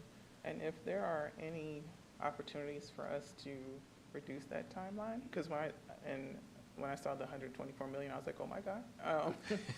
But if there are any opportunities for efficiency or anything like that to reduce that number, that would be amazing. And I know that you guys have looked at that, but yeah. Yes, ma'am. We always look at that when Yeah. you have the opportunity, and comparing it to other agencies, even GDOT that we've done in the past, that the programs are fairly similar, and we're actually a little bit less than those type of programs, Okay. relatively speaking. Okay, good to know. Larry, is it fair to say, I think I remember a number over the next 10 years, we're about $7 billion of work that we're doing. So Yes. while it is a big price tag, it's a percentage-wise, it's a Yes. small price to pay to make sure that we're doing it right. Yeah, I'd like to go old school and remind those who remember Frank Rucker was here when we started this program, and his slides ended with a tsunami wave coming. We are at that tsunami now, and so that's why the program is coming, and so this program is helping us establish to ride that wave as it hits us. Gotcha. Any additional questions, comments? Can we vote?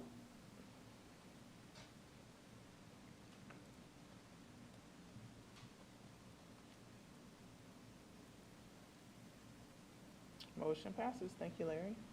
And next up on the docket, we have Mr. Larry Prescott. I promise this one will be shorter. Resolution authorizing the solicitation of proposals for the procurement of final design services for the Buford Highway Arterial Rapid Transit, ART, RFP P50544. Take it away. All right, thank you. I'll just go to the next slide. So essentially, this is part of the DeKalb Transit Master Plan, as well as meeting the contractual agreement of the RTCCA 50th Amendment to provide these RTO Rapid Transit services in this region. So the 10-mile corridor parallels our northeast line from Lindbergh Station to the south up to Buford Highway, up to Dorville Station along Buford Highway. It connects 4 different cities as well as 2 different counties. So next slide, please. So the project goals. This is an ART program that's going to, again, enhance the services along the Buford Highway route. ART has everything very similar to a BRT. It has the transit signal prioritization to increase the headways. It has enhanced customer stops, experiences, and communications. The only real difference is the fact that we don't have dedicated lanes. So next slide, please. So we're currently wrapping up the preliminary design, hopefully to finish this year as we're doing the procurement. And then planning is initiating the phase 1 environmental concurrently with our procurement and to be aligned with the design services. So today we're asking for the ability to solicit for those services for the A&E contracts, covering the project management, the architecture, design services, and public engagement. The Office of D&I is reviewing our scope of services, and during the procurement process, we'll determine what the DB percentage will be. So next slide, please. The overall cost based on the current 30% design is $49 million with an estimated $4 million consultant cost. So with the approval of this solicitation, we'll go through the procurement, the final design for the next 15 months, and then construction to be operational in 2029. Next slide, please. With that, I'd like to request the resolution authorizing the ability to solicit for the contract for the final design of the Buford Highway BRT services, RFP 50544. Thank you. Thank you, Larry. It's already been moved and seconded. Thank you. Any questions? Mr. Durrett. I guess this is an operations question, really, Holly. I am in this corridor a lot, and there's a private shuttle that operates, and they stop at MARTA stops and pick up, which signals to me that MARTA currently isn't providing a satisfactory service for as many people in that corridor that need transportation. By augmenting the service in this way, I want to think about us to think about how this fits with those private sector shuttles that operate there, because it's always kind of bothered me, even though I'm all for business and that sort of thing. When someone's got to step in and provide, additional service when you are the principal transit provider in that corridor, that's a signal to me that we're just not meeting the demands of our potential customers there. So I just would like us to be thinking about that as we end up implementing this. I don't know what I'm saying there. No, thank you, Jim. That's a question that's kind of that I've been thinking about for a few years as well. Buford Highway is our busiest corridor. We put our biggest buses out there. We give, it's our 15-minute service. It's a premium service that we have, and yet this TNC, if you will, continues to operate at capacity, mind you. So as we do this, as we build this out, the goal is to make, it's a supply and demand, and nature abhors a vacuum, and we want to make sure that we've got the service and the service accoutrements, if you will, the language accommodations and the signage that makes those kinds of services less required. And maybe they, if they want to branch off into a first mile, last mile solution, that's one thing, but the fact that they're sharing the corridor, sharing the stop locations is a real signal to us. Mr. Floyd? Yeah, I think this is, as Jim had said, this leads to a whole different discussion rather than just an ART discussion. And one of the things, if you look at the way the cliff works in and around Emory with Decatur, it supplements enormously what MARTA does there, and they've blended pretty well, it seems to me, as to what we do. Now, I don't know how much coordination we have with what they do and what we do, but they've taken that free service and moved it all over. So it, certainly, as we begin this thought about ART on this line, how do these private carriers fit in is a big question. The biggest question to me, though, is how do we get this lends itself to a bus rapid transit line also. How do we get that discussion and that design consideration into this project now? Not a year from now, but now. As we begin to talk about ART on that line, we should be talking about BRT also. I mean, it lends itself, you look at that line, Yes, not sir. just from Lindbergh, but all the way down to Midtown or Atlanta, and all the way up with the possibility, I mean, it goes to Doraville, but even into certain portions of Gwinnett County and Norcross and those areas. This discussion, if we're going to spend some money designing this, we've got to figure out a way to get our minds a little bigger and a little thought process a little bigger here than what we're doing right now. Because, as you said, if you ride down through there a lot, and I do, but I can tell you right now that there are a lot of people getting on and off those buses. So even if we did a BRT in that line and the stops were a mile apart or a half mile apart, there's a lot of people that are going to want to get off. So we may have to run both in that area. That may be where we're leading. But at some point in time, we've got to look at this design project. And it looks to me like the next 2 years is the time to pull all that together and look at all of the options available in that area, not just ART. And so my question to you, Larry, is how do we do that? How do we do that? What is the step to make us think about that now? Speaking for my planning counterparts, that's already in process.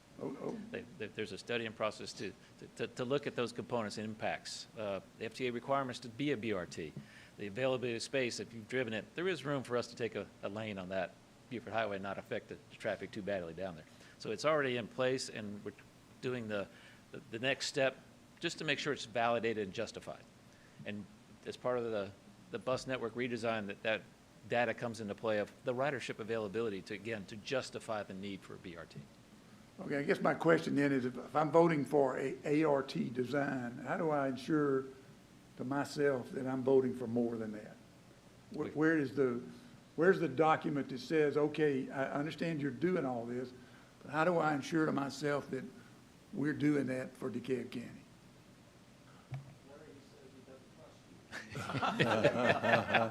I would say, Bill, and it's similar to the comment I made at the DeKalb jurisdictional briefing, is that we have, we've got the LPA, we've got the mandate to move this ART forward, so MARTA doesn't want to fall into that space where we're hemming and hawing.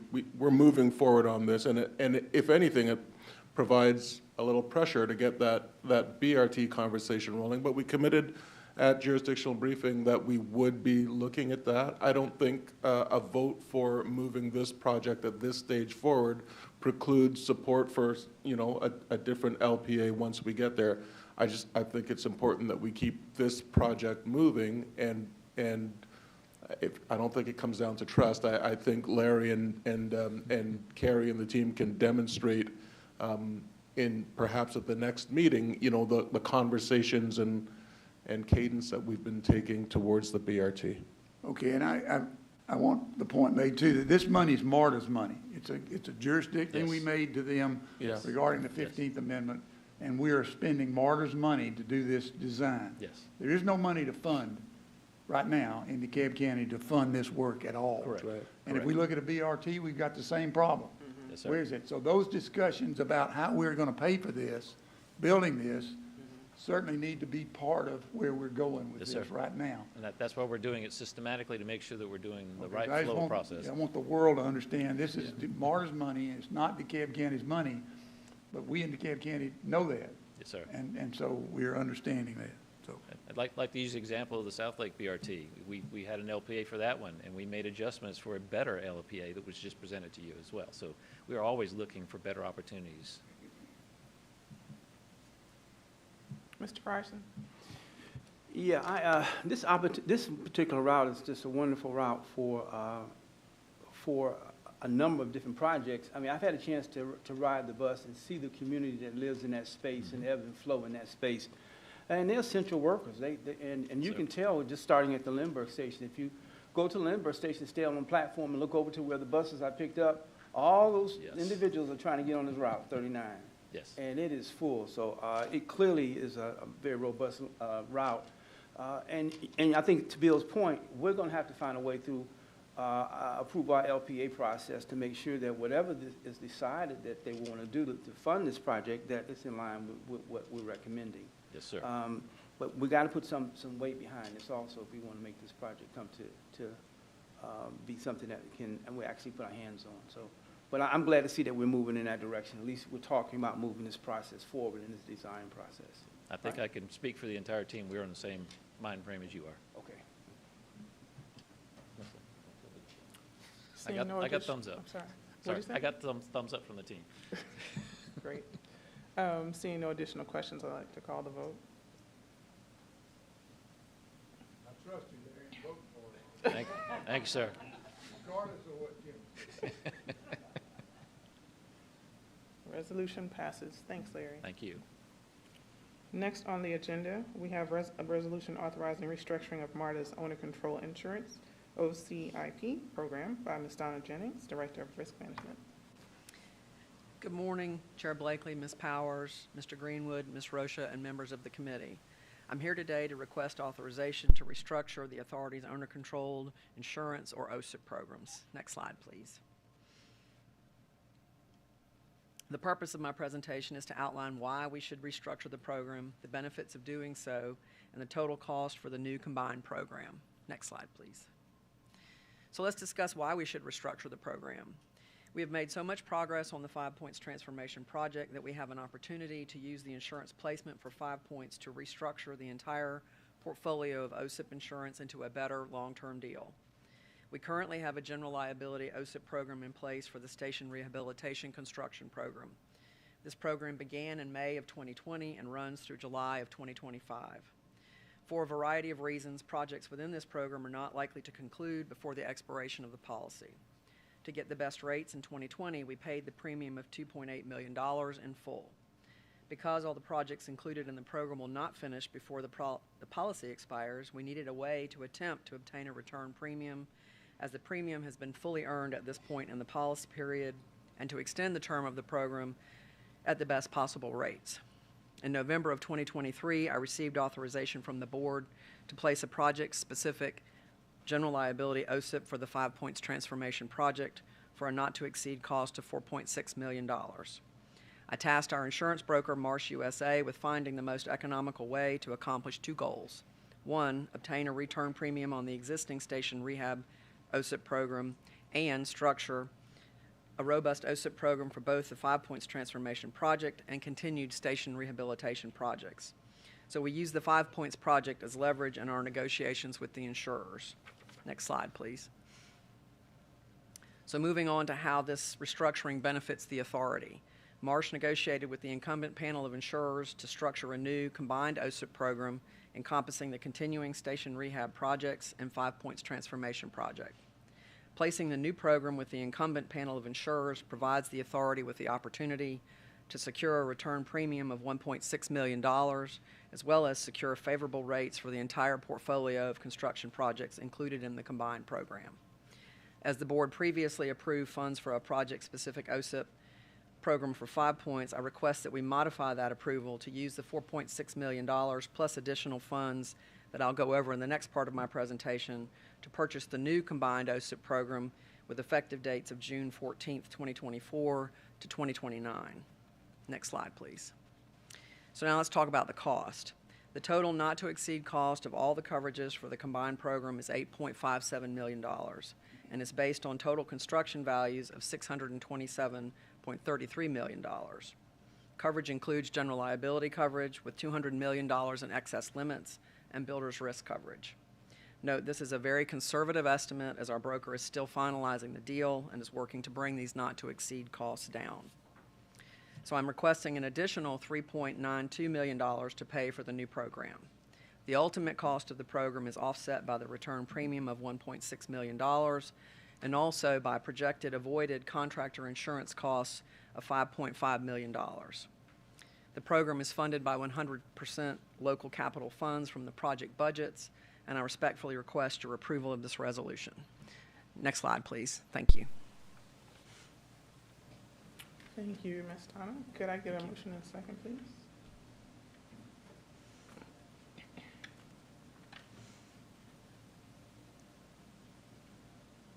It has been properly moved and seconded. Are there any questions? You're looking, oh, I didn't see your light. Go ahead. Thank you for bringing a very positive resolution to us. This sounds great, and it's so nice to hear good news about insurance. So. I know. Thank you. Mr. Floyd. Thank you, and I apologize again for asking a question, but I think we've heard a lot about, over the last 6 months or a year, about restructuring and changing the way we do things. And Kerry, I think this leads directly to what we've been talking about in the way you all do things. It's really good to see that you all are stepping out of your, we're doing this way because we've always done it that way. We're looking at what's best and what's going on. And I think that's so important in an organization like MARTA. First of all, it involves a commitment from the top to train people, to give them an opportunity to see how the rest of the world's doing things and how other people are doing it, and come back and see how that fits into you all. I think the way you all are handling that and what we're seeing in these changes is very typical of your attitude and the culture that's being built here about let's figure out how to do stuff the best way, not just because we've always done it that way. And I think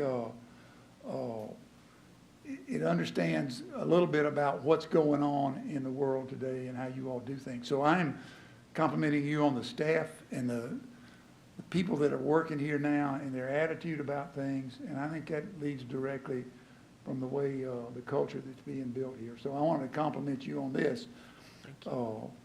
That it's good to see we're restructuring a program and combining programs and looking at how we do things differently. And as Jim said, it's always good to see a savings. And I think we saw that a little bit in the budget just a few minutes ago about savings for here and savings for there. Let's look at how we're doing things and where we're going. So I said this to compliment not just you for this program, but for MARTA in general and the people that work here. So it's very encouraging to see the quality of the people that are running this organization now. Thank you very much. Thank you, Bill. Could we please vote?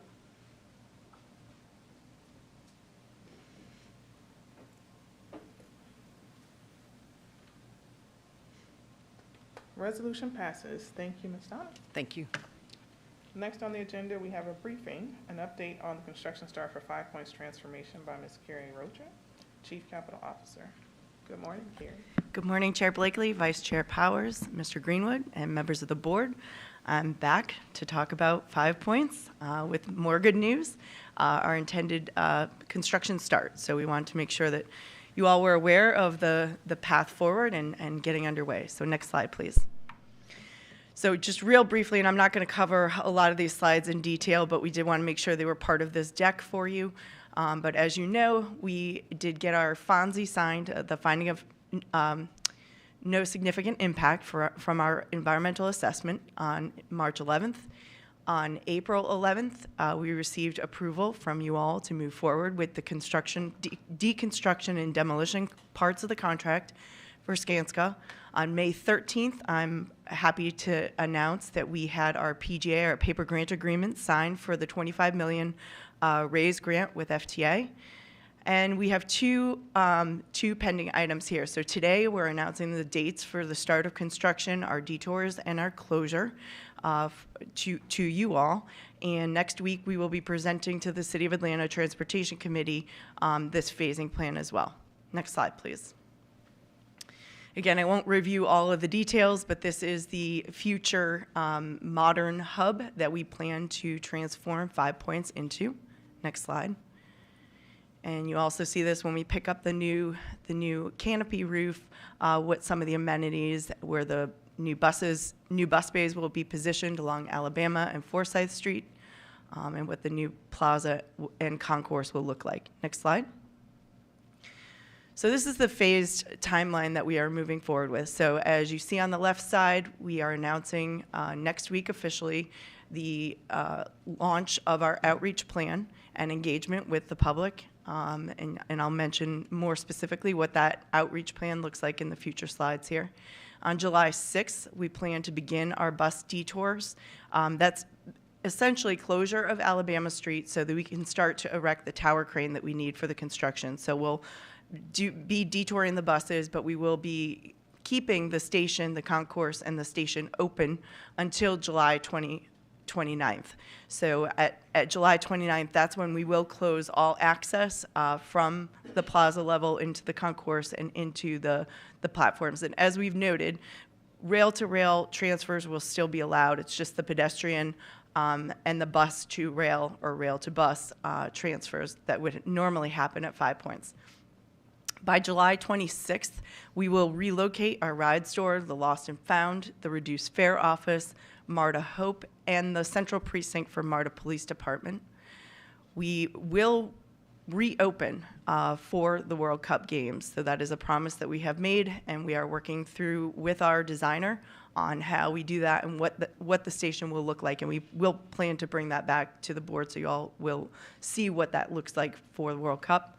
And then right now we are projecting that the full project will be complete in 2028. Next slide, please. As a reminder, these are the relocated bus routes that will be going to Georgia State, King Memorial, and Civic Center. There will be also 3 through-routed buses, which are the Route 3, Route 40, and Route 813. And as a reminder, 5 Points is under that half-mile walking distance of other stations, so we're able to provide convenient access for someone who still is trying to get into the heavy rail system. Next slide, please. So this is just an overview of what that bus relocation will look like at Georgia State, where the existing bus bays are, as well as new temporary bus zones. And this work itself is getting underway with construction to make sure all of these are ready for July 6th. Next slide. On the left is Civic Center, where we intend to use the existing bus loading zones for these new detoured routes. And on the right is King Memorial and using the existing bus bays there. Next slide. A reminder, these are the services that are being relocated to Ashby Station. And again, this work is moving forward under construction. The Central Police Precinct will be located physically at Ashby, but they will still maintain coverage of the 5 Points area. Next slide. This is our ADA access plan. So ADA access will be provided between Georgia State and Peachtree Center. This is a very refined plan to provide mobility services more directly. So we'll be able to operate this much more efficiently than going to the original 4 different stations. So this will be much more direct and much more efficient for our mobility passengers. Next slide. So with regard to our communications and engagement plan, as we know, these construction periods do have disruption, and we try to do what we can to manage those. We will proactively communicate these service impacts, and we're trying to mitigate as much as we can any of the negative impacts, so that we make sure that everyone has, information about the impact, and they're not caught by surprise. On the right side, you see our key impacted stakeholders. Obviously, there is a long list of folks that are impacted, and so we have an amazing external affairs team that will do just like we did for the airport, all sorts of outreach, and this really is to all of our jurisdictions. So, this because of 5 Points being our hub, we recognize that this has an impact to a lot of our passengers. Also, with the residents, so making sure we're communicating with the residents what is happening, and then any large venues that we partner with to make sure everyone knows where the services will be provided. Next slide, please. So in terms of our communication strategy, on May 29th, that's next week, we will be launching our partner toolkit. Again, this is pretty standard for the work that we've been doing lately.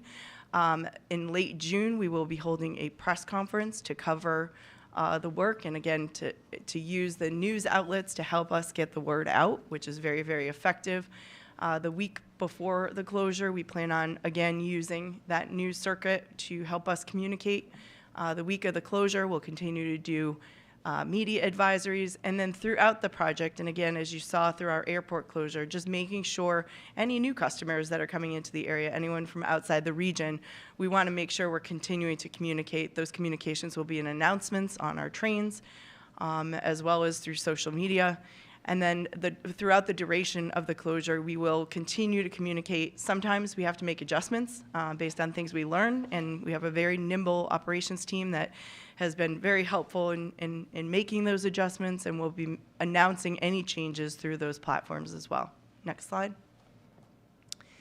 So in terms of our engagement strategy, we'll use our MARTA channels as well as our partners to distribute these regular rider alerts. On the right-hand side, you can see some of the collateral that's been developed for this. QR codes will make use of those, and very clearly try to communicate that the bus detours will start on July 6th, that the entry and exit to 5 Point Station and the ADA impacts starting on July 29th, and then no changes to rail, east-west, north-south transfers. So with the information campaign, distributing that partner toolkit on May 29th through mid-June, doing some in-person and virtual stakeholder briefings, and we are already underway with the City of Atlanta council members as well to let them know. And then lastly, between June and August, presenting to neighborhood organizations, other community meetings, and making sure everybody knows the plan forward. Next slide, please. In terms of rider impacts, we'll be doing the direct outreach campaign, and these are the dates for each of those campaign elements, as I've previously alluded to. Next slide. And in terms of signage and wayfinding, we know that this is an essential part of the work that we do. Again, using airport as an example, and that's that picture on the right, just making sure that everybody, whether it's floor decals or signage or looking at even emergency signage on emergency exits, we're going to make sure that we have appropriate signage and that our customers know, the wayfinding and where they need to go to make their connections. Next slide. And with that, I'll turn the chair back over to you, Chair Blakely. Thank you, Ms. Rocha. Are there any questions? Ms. Scott? Yes, in regards to the ADA, how are we planning to communicate with those that are sight challenged? I'm going to ask, do we have, yeah, there is a full ADA plan. Yeah. Do you know, are you familiar with that? Yes.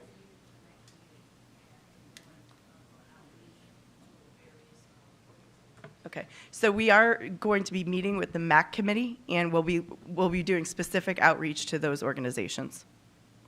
I'm sorry? With the MAC committee. Okay, and you will be doing specific, creating Braille or a process to communicate with those that are sight challenged?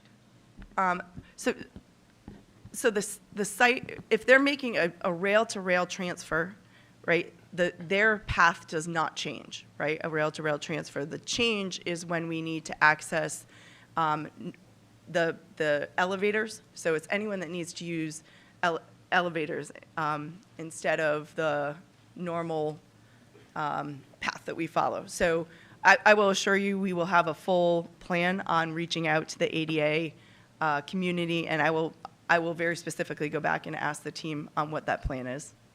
Right, because my concern is if those that are sight challenged are used to exiting at a specific station and now it's changed, how will they know and how will it be communicated to them? Yep. That's Understand, and it's a very important and valid concern, so we will take care of that. Thank you. Yep. Just to piggyback on that, and I understand that the pedestrian access and the street level access will also be closed off. So correct. That will be also key areas to consider in in regards to those that are sight impaired. Absolutely. Mr. Worthy. Carrie, and this may be a question for MARTA PD, but I think it's important to note that we've had two pretty major incidents that probably avoided future or greater harm to the public because of the police presence at 5 Points. And I'm guessing that the police presence is generally there because of the precinct there. So while the precinct is moving, and I heard you say that MPD will still cover 5 Points from Ashby, but I think it's very important to have a big police presence there because we've seen it help us avoid larger tragedies outside this year. Yeah, absolutely. We've had great support from MARTA PD. We do have a longer-term plan at making them more permanently within the region or within the vicinity of 5 Points, and we're still. Didn't we go under contract on one of the buildings down there for this? We are working on an offer for that building, yes. Okay. Any additional comments, questions? My only initial question was in regards to robust communication. It seems like you guys have done a really good job of thinking that through, so thank you for that.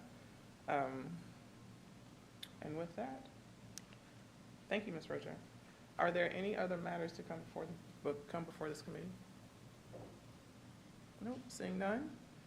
I will call to close the Planning and Capital Programs Committee meeting.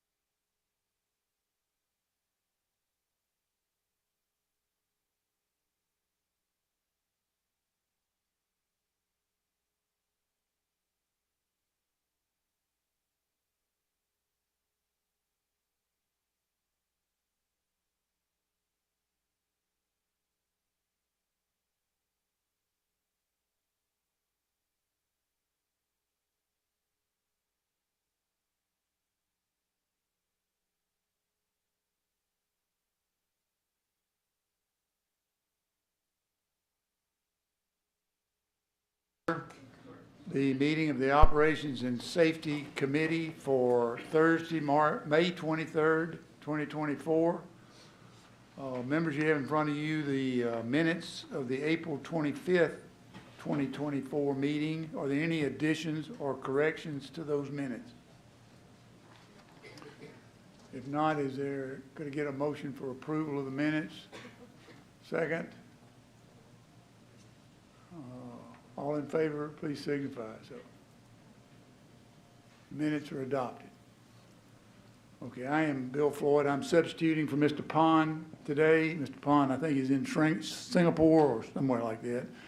And I can assure you he was not comfortable at all leaving me in charge of this committee for today. And I think that shows by there's only one item on this minute, and I think that's all. He found something he could trust me with, and this was it. So anyway, the first item today, or the only item today, is a resolution authorizing the solicitation of proposals for the procurement of demand response transit software and equipment, RFP P50482. Mr. Thomas, Manager of Customer Technology Products, you're in charge. Awesome. Good morning. Good morning. Good morning, Vice Chair Floyd, Mr. Greenwood, Mr. McKinney, and members of the Operations and Safety Committee. My name is Anthony Thomas, and I'm the Manager of Customer Technology Products in the Office of Customer Technology. May I please direct your attention to agenda item number 2. I am very excited today to present this resolution authorizing the solicitation of proposals for demand response transit software and equipment, RFP P50482.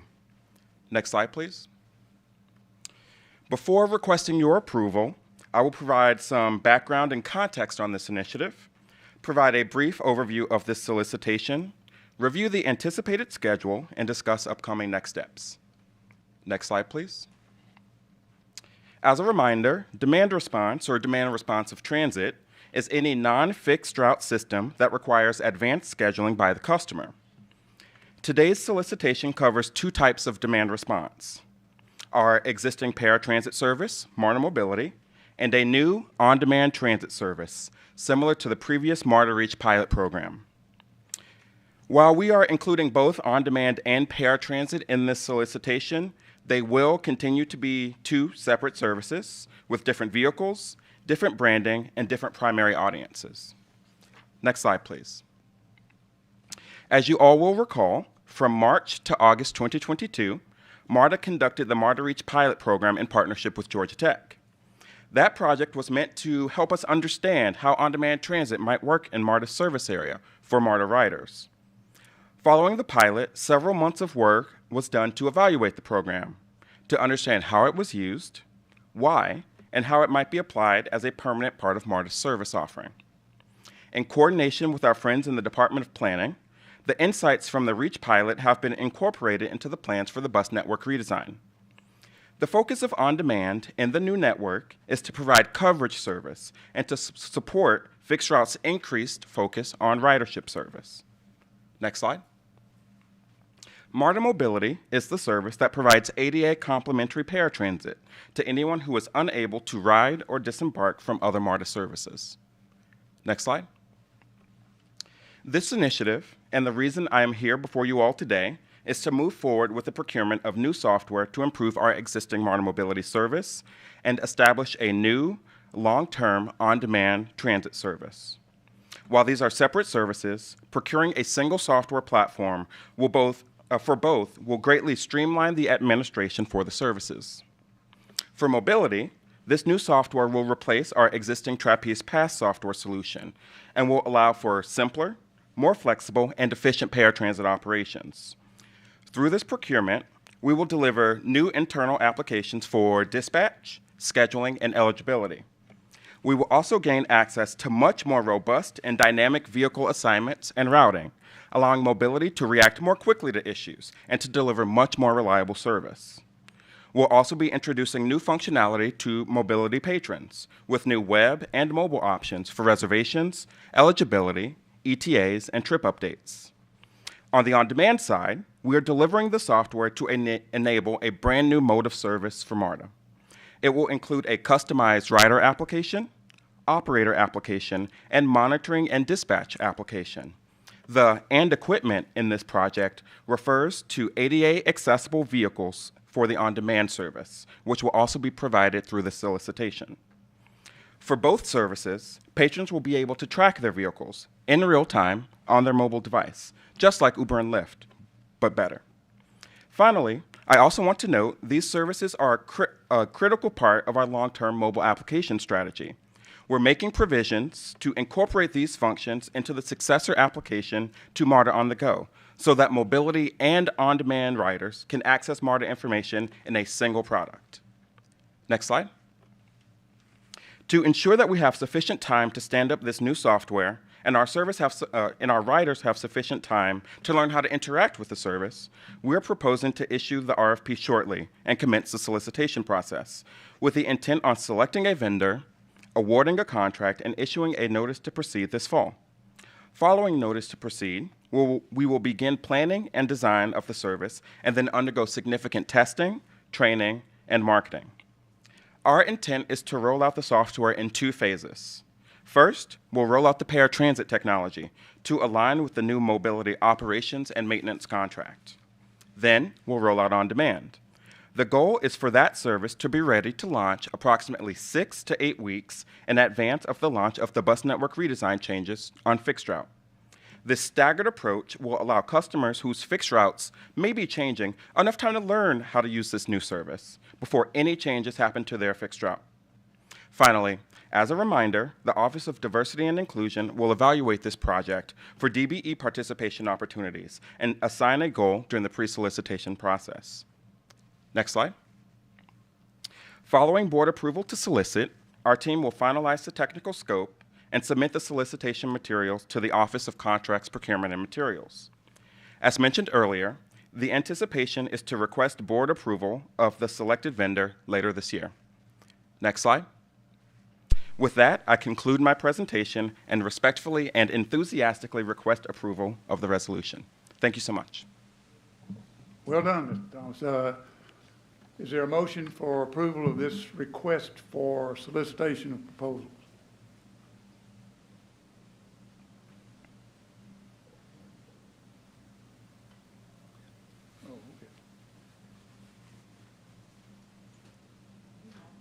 Okay, yeah, there was a motion and a second. I can't read who did that, but, okay, are there any questions about this? Ms. Jones? Hey, Anthony. Howdy. Good to see you. Good to see you as well. So just a quick note, along with a whole bunch of other questions, since Bill Floyd is over there, I will take his role. Oh, no, I'm going to have my question. Okay. First, I just want to note, thank you for the picture captions for those people that use a reader on their screen. That's very helpful so they can know what those pictures are. So thank you for that. Of course. You were enthusiastic about this presentation. I am super enthusiastic about this presentation and the service as well. So many business providers were anticipating this for their employees. So many people, even though they had questions when the pilot first rolled out for the MARTA Reach program or the on-demand service, although they had questions initially, once they got accustomed to the program, were really disappointed that it wasn't happening anymore. So glad to see that this is rolling out. For the transition for the current MARTA mobility, do you have any anticipation on how long you think it will take to transfer from the current service to the new service? Yeah, that's a great question. So our anticipation in the way that we've outlined the schedule is to allow us significant time, at least 3 to 6 months, to stand up the service. There's going to be a lot of work that we need to do on the back end to transition customer data over to the new platform, to get our staff trained on how to use the new system, that sort of thing. And so I would expect several months of, us continuing on the current system publicly while we're kind of standing up the new system on the back end. But because of the way this sort of service works, we kind of have to have a cutover date where, on Tuesday you're using the old system and on Wednesday you're using the new one. And so what we'll do is we'll have a significant marketing campaign We'll make the applications available in advance so that customers can get used to how to use it, but there will be a cutover date where all of the ride requests have to happen on the new system. And Kali, this may be a question for you. It's kind of an operations question regarding bus operators for this. What is the plan for that expanded need for operators? Currently, the way we're planning our workforce is to be prepared to provide this service in-house. We are still investigating opportunities for efficiencies and working through it with the union to figure out if there are greater efficiencies to be had by going with contracted services in one form or another. But in terms of, we decided that we were going to plan for the more typical workforce provision and making sure that this back-of-house software can handle that.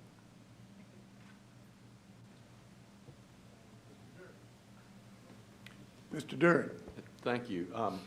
Anthony, I'm sure, well, I hope you're aware and others are aware that in Buckhead, we operate an on-demand transit service. Absolutely. And my hope is, since I pay for that service, that we can figure out how MARTA might be able to pick up some of the demand in that area so that MARTA can be the provider of choice and not the Community Improvement District. So just a comment. Great. Thank you for that comment.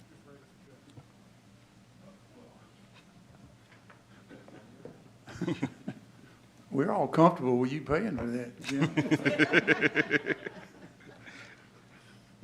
Mr. Fyerson? Yeah, Anthony, this is a great transition into current technology. And my question has to do with, this is also software as well as hardware equipment. Is that a part of this also? Yeah, so on the on-demand side, so right, there's two sides. So it's the paratransit side and the on-demand side.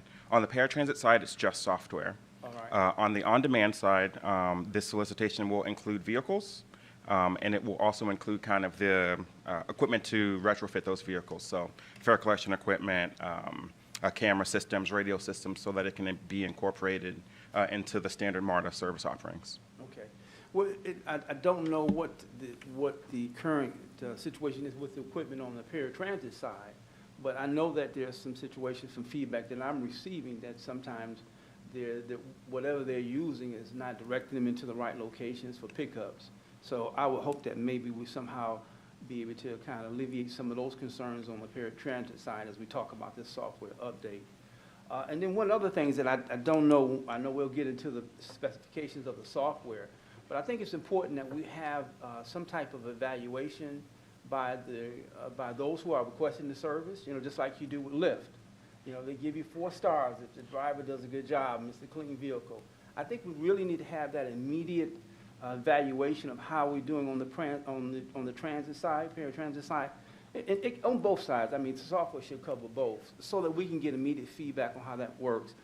Because we hear some comments from some of the riders about some of the frustrations that they're facing, and I think it's important that we know what's going on daily on how that service is being delivered.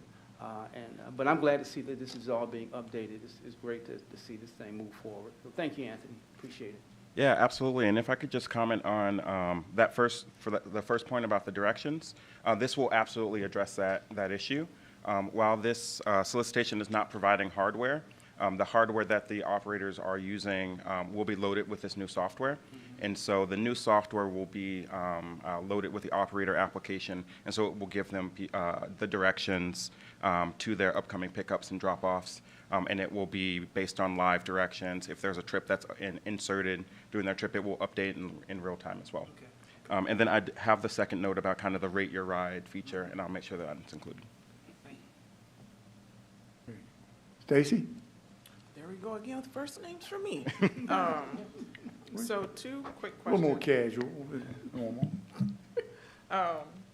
Thank you, Anthony. I'm really excited about this. This is really awesome. Awesome. My questions, I think, are more operations related, though. So, and I'm glad you spoke to the vehicles, because that was really a main concern. Like, how are we acquiring vehicles for this new service? So with this service, will the fee structure be the same as regular MARTA services? Because I know paratransit is a little different in terms of fee structure. But will the fee structure for the on-demand be the same? The fee structure for on-demand, is that going to be the same as fixed route? Yeah. The fares. Anthony, do you want to take that? Yeah, absolutely. So what we did during the pilot was that it was a standard MARTA fare, and it allowed transfers back and forth to fixed route because we really saw it as a part of the rest of the service. I think that is an open policy decision that will have to be determined, but that's what we did during the pilot. Okay, great, thank you. And also, in regards to feedback for paratransit, I know that we've had at public comment quite a few, well, what seems to be quite a few people coming speaking to the reliability of the service, and there was, I believe at the last meeting, a request that we start to have meetings with the patrons and MARTA to discuss reliability, efficiency, and things like that. Have we given any more thought to that?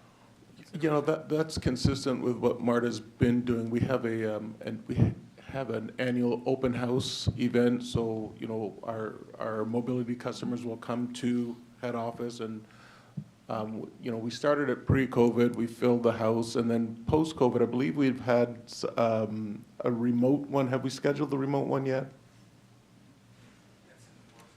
Okay, so go ahead, George. I think specific to the public comment were around some of our visually challenged riders. Right. So yeah, there's some specific meetings being scheduled right now for that constituency. Okay, great. Okay. Okay, thank you. Thanks, George. Thank you. Rita Scott? Yes, thank you. In any way, does this encompass or support our partnership with Gwinnett Transit? For instance, I know Gwinnett has a partnership to where we use Indian Creek train station.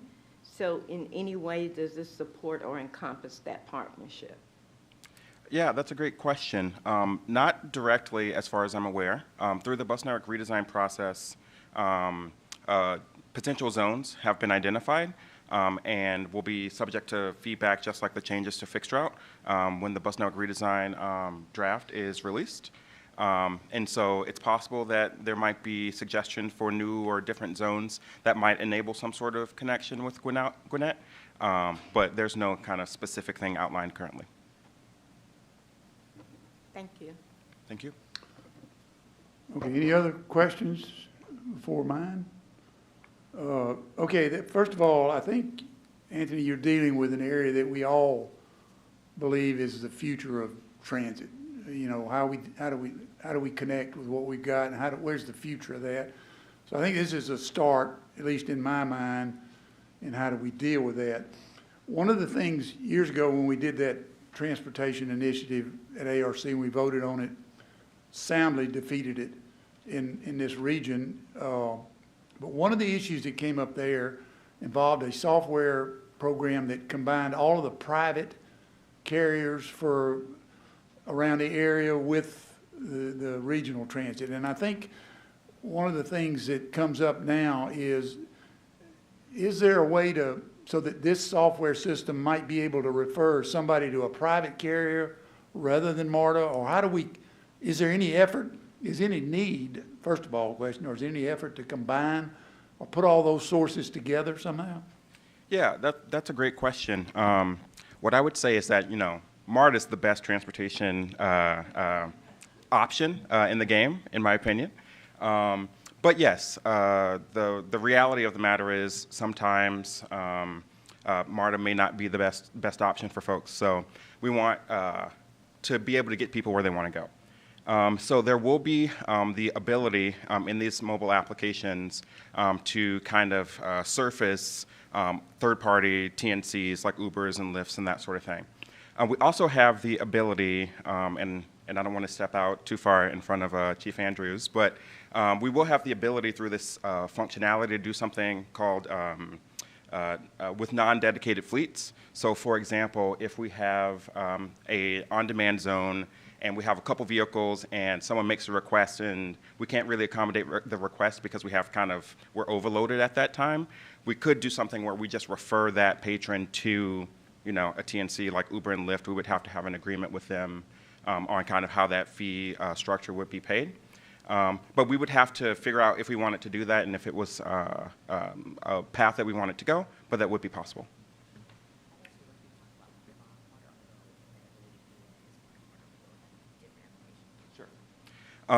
Chief Allen suggested that we also talk about the MARTA on the Go application. I did mention during the presentation that this functionality would be incorporated into MARTA on the Go. And really, MARTA on the Go, the future application, our vision is really to be able to have it be a comprehensive kind of mobility platform.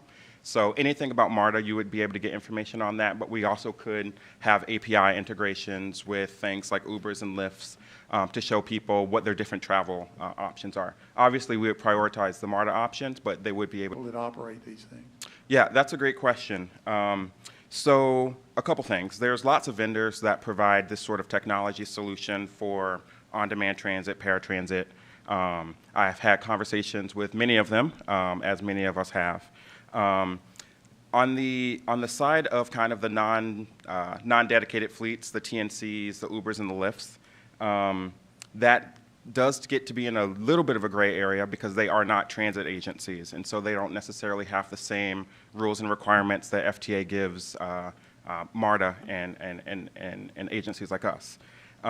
So what we would have to do is that if we did decide to do some sort of non-dedicated fleet scenario, we would have to allow the patrons to opt into that service. And then basically what they would be opting into is that they might be picked up by a service that does not have all of the same rules and regulations as MARTA that the FTA requires. Okay. Any other questions? Like it noted in Mr. Young's comment, said both of my questions were great questions. I just want to make sure that you all caught that if you didn't, so. We'll speak with Anthony later. All right, if there are no other questions, let's vote.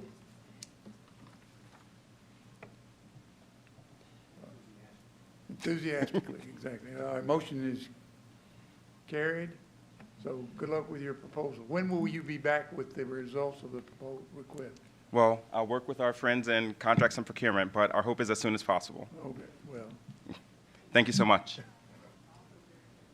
Yeah, I didn't answer my question. Okay.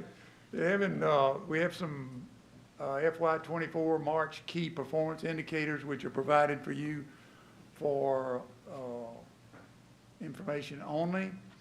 And CEO would like to speak to you about some end-of-the-line station signage improvements. Thank you, Chair Floyd.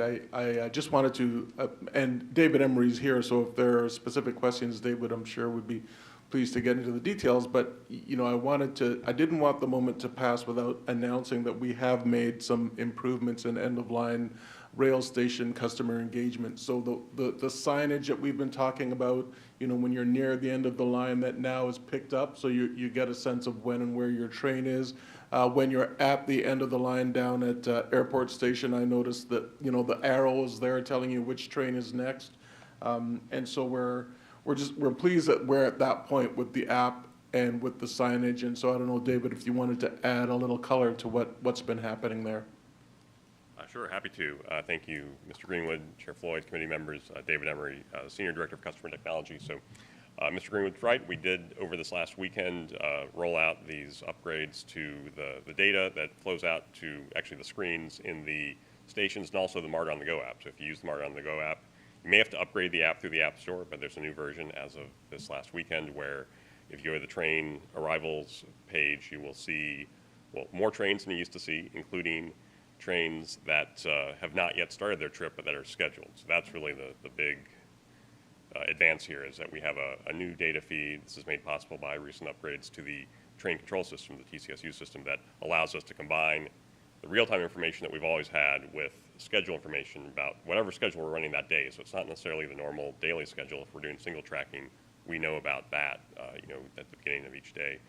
So yeah, this really is, I think, one of the most commonly requested upgrades from our customers that use that service. You know, if you're at any of the end-of-line stations, Airport, Dorville, Indian Creek, any of the 6 terminal stations, you will now see the trains that are scheduled to depart. This is one of several upgrades that we're working on regarding the signage and passenger information.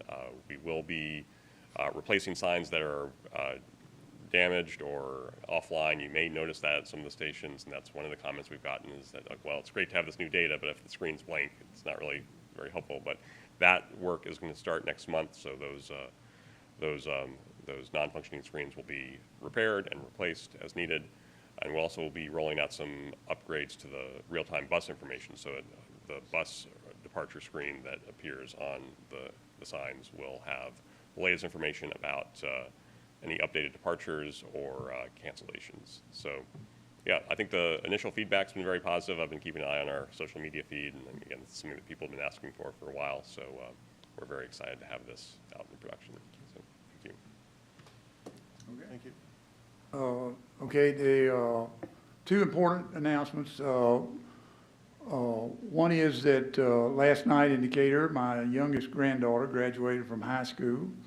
So I thought you all would want to know that. I knew you would be very interested in that. And she's headed to James Madison University, and it's kind of the pride of my life right now. But anyway, and she'd be very embarrassed if she knew I was mentioning that. I can assure you of that. But anyway, and I don't remember what the other one was, so I'm going to adjourn this committee.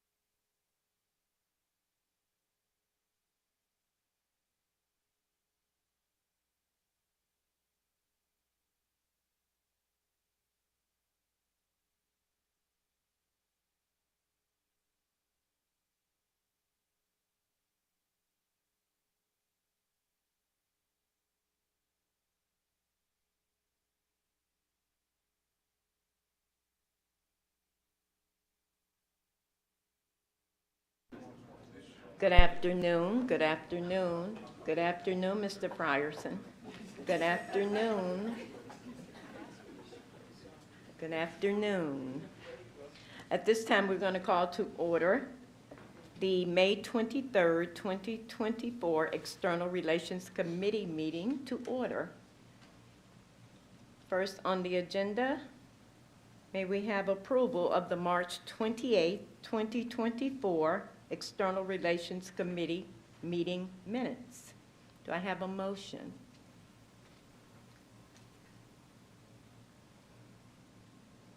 I can't see it here. What am I missing? Oh, there. Okay. Moved by Ms. Ide, second by Mr. Durrett. Let us vote. I'm sorry, are there any questions? Hearing none, let us vote.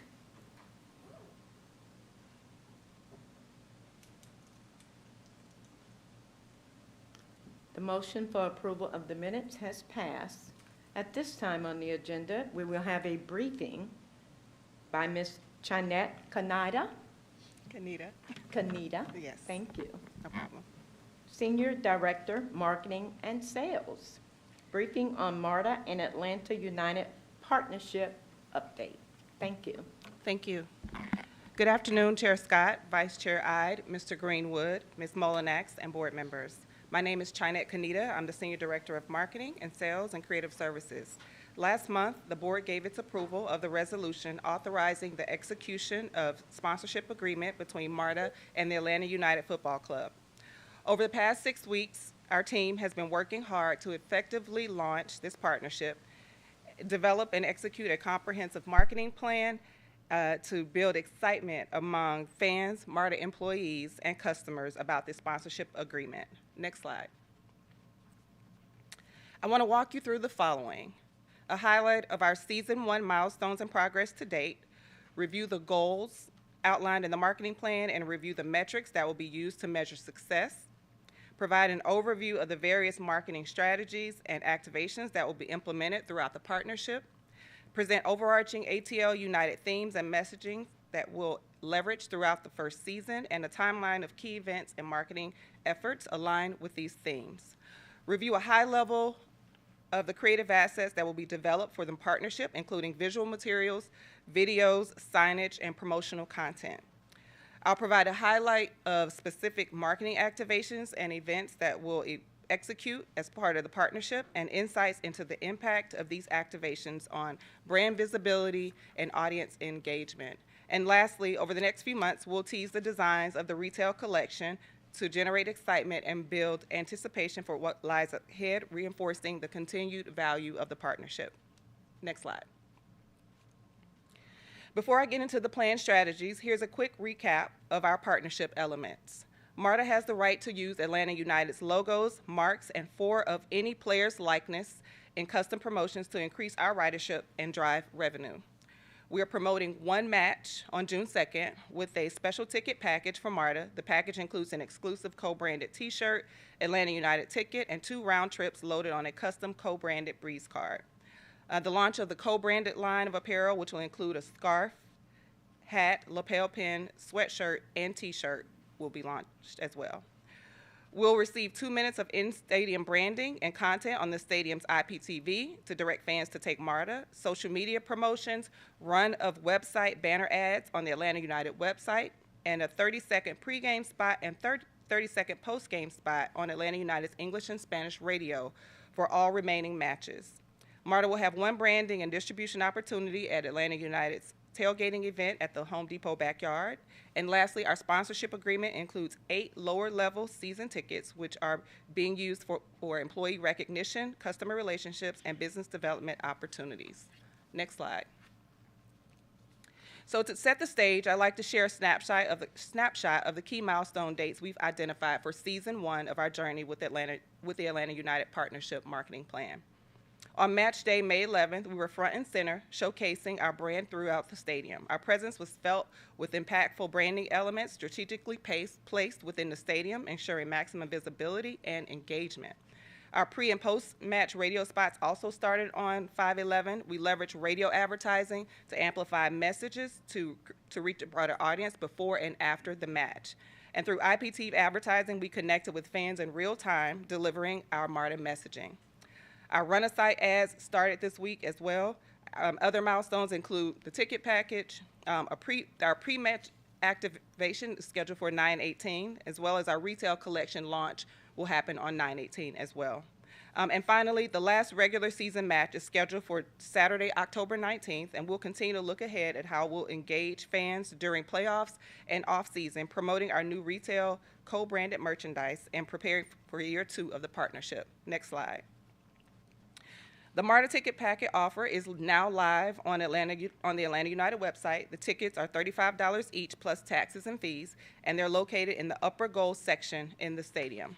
Next slide. Here is the new limited edition co-branded t-shirt and breeze card that is being offered as part of the ticket package. All MARTA employees will receive a t-shirt, but note the t-shirt and the breeze card will not be a part of the retail collection. And here's the t-shirt. And here, next slide. And here is a photo of the in-stadium branding of the 100-foot tall mega column that launched on May 11th, and LED ribbon with our nostalgic Ride MARTA, It's SMARTA messaging. Next slide. And here is our branding on the IPTV monitors, delivering 1,600 plus displays reminding fans to take MARTA. Next slide. Now, as a reminder, our goals for this campaign are centered around boosting brand visibility, increasing ridership, and enhancing customer engagement. We aim to elevate awareness of the MARTA brand, attracting more individuals to choose MARTA as their primary transportation option, and fostering deeper connections with our riders. Next slide. So the key marketing strategies and activations in this plan, which ladder up to our goals, include regular updates to itsmarta.com, email marketing, social media, public relations, earned media, paid advertising, in-station, bus shelter signage, and employee, customer, and station soccer events and activations. Next slide. Starting with our campaign kickoff on May 11th, again, we launched our standard messaging, encouraging fans to choose public transportation. In addition, we're excited for the opportunity to align our campaign messaging with Atlanta United's Activation Theme Nights, where we all celebrate diversity and inclusivity. June 2nd is Pride Night and the special MARTA ticket package match. Then, on June 15th, they honor Black Excellence and Father's Day. And on September 14th, they'll kick off Latin Heritage Month with a special celebration.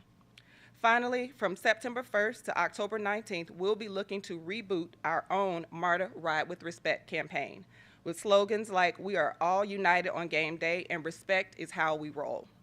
We're reinforcing our commitment to fostering a respectful and inclusive environment for all fans and MARTA riders. These themes and messages are not all-inclusive.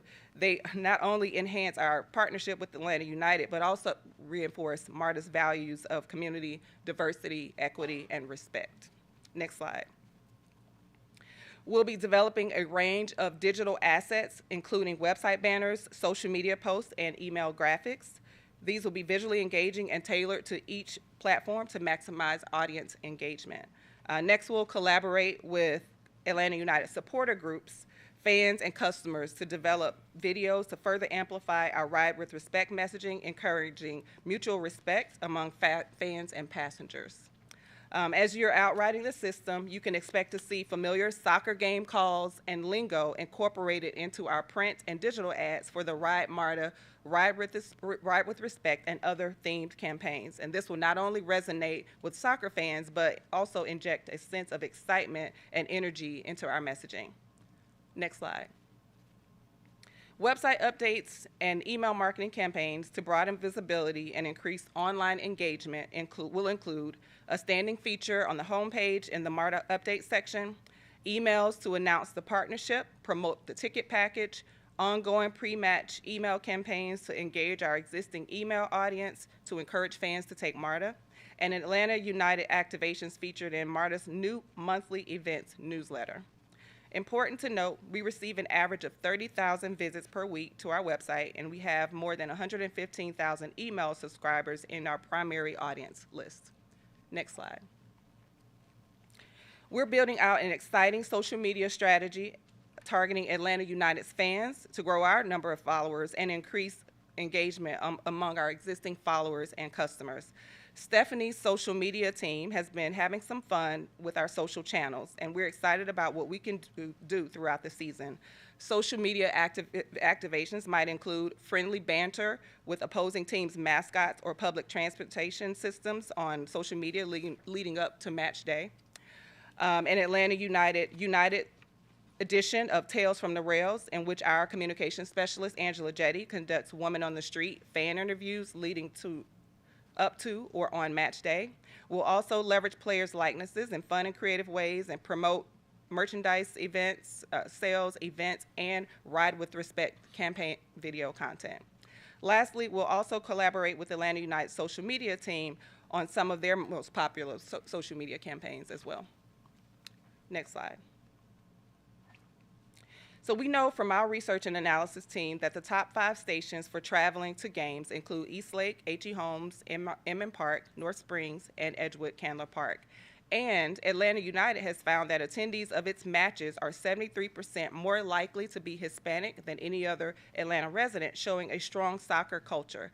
Considering the sizable Hispanic communities in Doraville and along some of our Clayton County bus routes, we're thrilled to collaborate with Atlanta United on signage and customer activations and events at these target stations and bus shelters to captivate existing and potential fans and riders, bringing the excitement of soccer to our diverse community and encouraging them to join the game day experience and choose MARTA.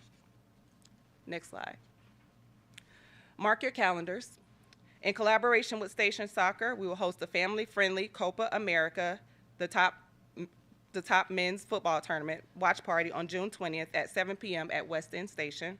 This party will be a fantastic opportunity for our community to come together, enjoy some soccer action, and celebrate the spirit of the game. And we'll celebrate with Atlanta United's grassroots teams on activations during the event. More information to come, but we see this as a dress rehearsal for the World Cup 2026, in which we plan to host many watch parties around the system. Next slide.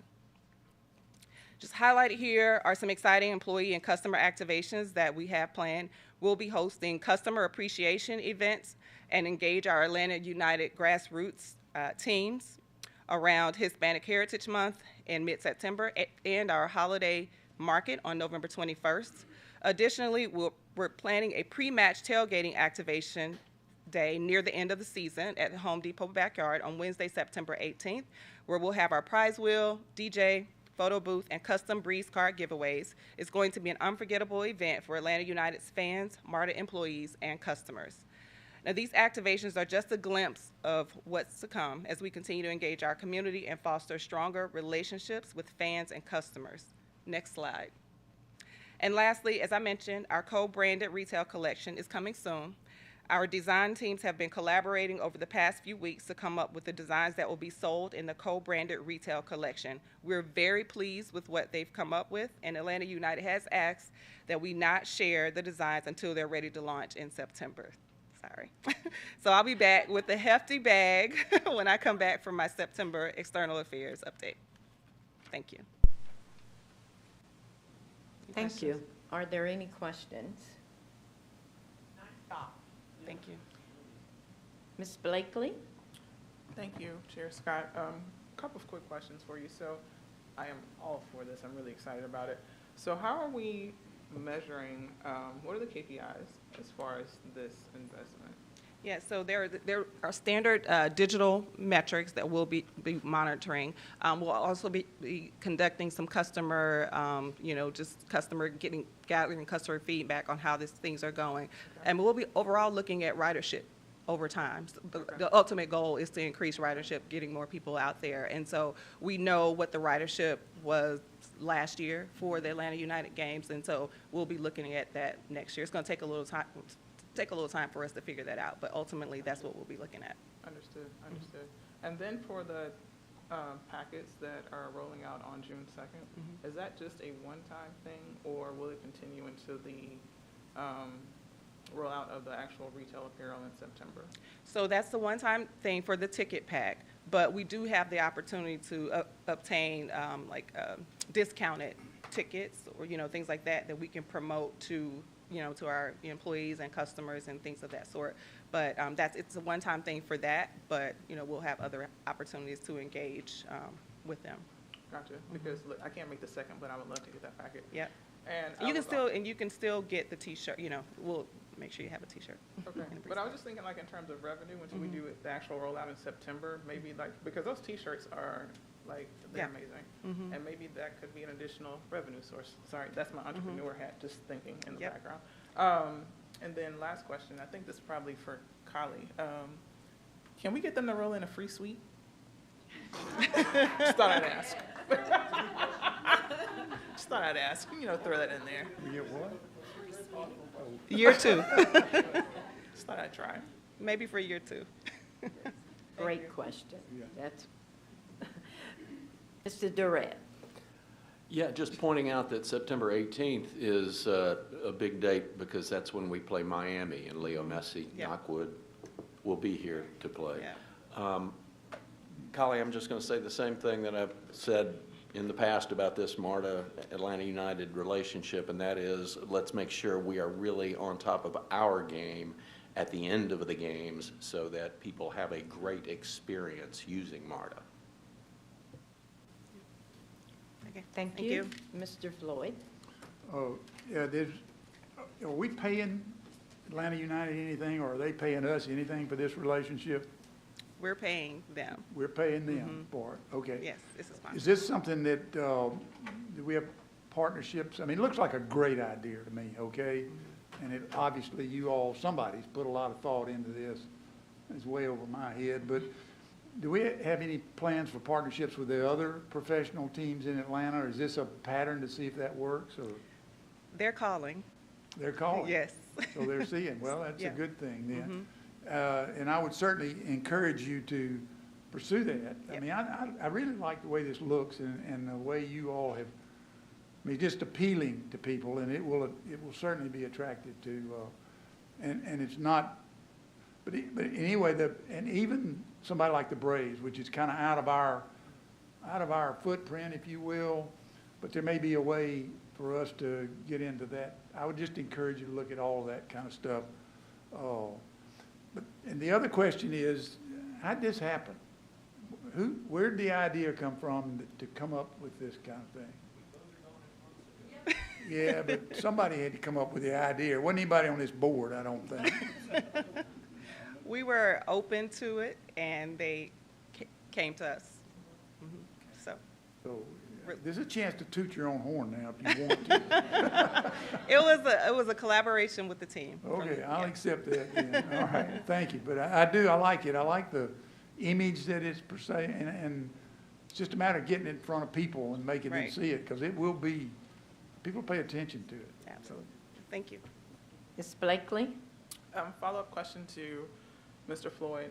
So how do we get to the point to where we're not paying them or they start to pay us? Well, we do have trade partnership opportunities, so there may be that opportunity in the future with other, other entities such as that. But yeah, we do have the ability we trade assets often, but on this scale, it's a little bit of a different thing. Gotcha. I just think that, like if they're calling us, this might be a great opportunity for us to start leveraging that. Madam Chair, can I just answer? Yes. Okay, there is a revenue share on the merchandise, the joint merchandise. Right, China? I think so. Yes. And we'll be working on a pop-up shop and things like that in the future. So it's just year one. Thank you. I want to also add that in regards to the comment of 4 players, because during our briefing, I wanted to make sure how we identified which 4 players, and it was explained that it rotates. So that's the great thing, that in fairness to all the players, it will rotate and not be the exact same 4 players each time. So I think that was very important for us to realize. And also on the activation theme nights, I'm sure there are already plans in place. Do we have specific plans as how that will be marketed, or advertised? Yes, so for the first activation theme night, for example, it's Pride Night, so we're collaborating with our Pride ERG. We'll also have a table set out at that area near where the tickets will be distributed. So that team, that ERG will activate, they'll come, they'll be a part of a fan circle, so they'll get to go down on the field, that type of thing. We're also looking to partner with the Beam ERG as well for the Black Excellence and Father's Day event, and allow our employees to be a part of sort of the decision making and the promotion of that as well. Thank you. Are there any, Mr. Floyd? Yeah, one of the things that surprised me recently has been there's a women's professional semi-pro or soccer team that's going to be playing in Decatur in their stadium. And I'm telling you all I know about it, but it just seems to me, I don't know whether they're affiliated with the Atlanta soccer program or whether there's a way, but something like that. And it's, I mean, I'm sure it's small, obviously, and there may be others like that around I don't even know who the teams are in it, but I'm just mentioning it so somebody smart might take a look at it and see if there's a way to connect the two there. So anyway, I've seen some of the players in town, so obviously I don't think they're Decatur people. I think they're professional soccer players trying to build up. But anyway, just so you know that's out there, and like I said, I've told you everything I know about it. So good luck. Thank you. Thank you. Are there any other questions?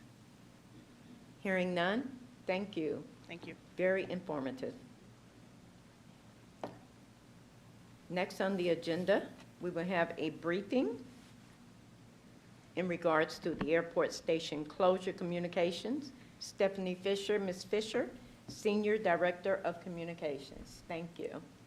Good afternoon, Chair Scott, Vice Chair Ide, Mr. Greenwood, Ms. Molinax, and the members of the External Relations Committee have stuck around to the bitter end.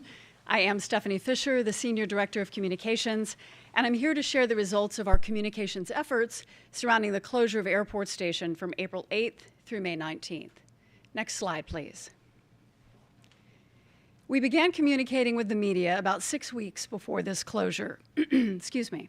From February 22nd to May 20th, we issued 15 press releases and media advisories, including joint press releases with the airport. A little over a week before the closure, on March 29th, we held a joint press conference out at the airport that was attended by every local news outlet.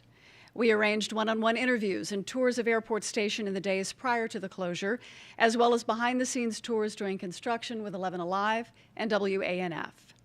Next slide. We communicated throughout this closure, providing construction updates at the midway point and at the conclusion of the project, including holding a media availability just this past Monday, where news crews could capture the finished work and customer reactions. These efforts resulted in 1,200 news stories that had an advertising value equivalent, or AVE, of $11 million. And the stories were 98% positive and neutral in tone, and that's very high, especially considering the large service impact of this work. Next slide, please. Our social media efforts were just as comprehensive, and it was a great opportunity for us to engage our customers and get that feedback in real time. We communicated about the closure, the shuttles, and provided project updates using strong visual elements, including behind-the-scenes photos, videos of some of the construction work, and how-to videos on catching the shuttle at the airport and at College Park. One of the benefits of consistently communicating this way on social media is it leads to informed customers who then become advocates. The post here you see on the end from Twitter is a good example. A user posts, "They should have single-tracked. You've conditioned people to not rely on MARTA at the most useful station." Well, a commenter comes to our defense with, "They've provided an alternative, and if that doesn't work for you, you can use other services. Nobody can never let MARTA do anything." Ignore the double negative. Other commenters followed suit, defending us, and then eventually complimenting the shuttle service. Next slide, please. Social media posts about the airport station closure received 1.2 million impressions, 13,000 engagements, and the videos we shared were viewed almost 25,000 times. And the videos we created for this weren't fancy. They were shot on our phones, they were short, to the point, mainly those how-to videos for shuttle riders, and they were very popular. And it shows that for social media, sometimes videos don't have to have a ton of production value. They're just getting that information out in front of people quickly and often is the key to that engagement. Next slide, please. This was a very successful communications effort, and capital programs and operations were instrumental in keeping the comms team updated on the project and the shuttle service to ensure that our communications could be current and eye-catching. Thank you for your time today, and I'm happy to answer any questions. Are there any questions for Ms. Fisher? Ms. Jones? Just a quick comment. Congratulations to the construction team on getting it done in enough time, and the communications team for communicating what was happening on the day that the airport reopened. You know, the headline was "Airport Station Reopens," and then when you open the article, the subheader was, "Well, that was uneventful," and I think that is the biggest compliment that you all could receive. So great job. Thank you.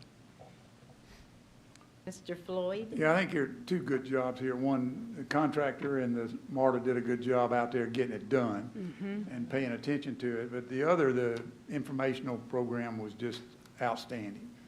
And the numbers here are really impressive and staggering. I think it shows us that this 5 points thing is going to be an enormous issue. And I think as you all get into that, and Stephanie, you are already done that or beginning that, is that the impact that it's going to have on Atlanta is significant. And if there's a way that we can kind of, after 6 weeks into that program, or how long was this closure? 6 weeks, was it, or 8 weeks? This one was 6, yes, 6 the weeks. airport. After 6 weeks, if we might be able to compare some of the numbers, even though we know it's going on for a long time, but compare some of the numbers and see the impact that we're having. It wouldn't surprise me to see them significantly higher as we get into that. But I compliment you on first of all, the great job you all did about noticing, but also getting the work done and getting it done quickly. And if Russell were here, I'd compliment him on his bridge replacement too while I was doing it. But in any event, good job. But I do want to look at how we're doing with this 5 points thing, because I do think that's a major issue that we are going to have to face for the next year or two. So.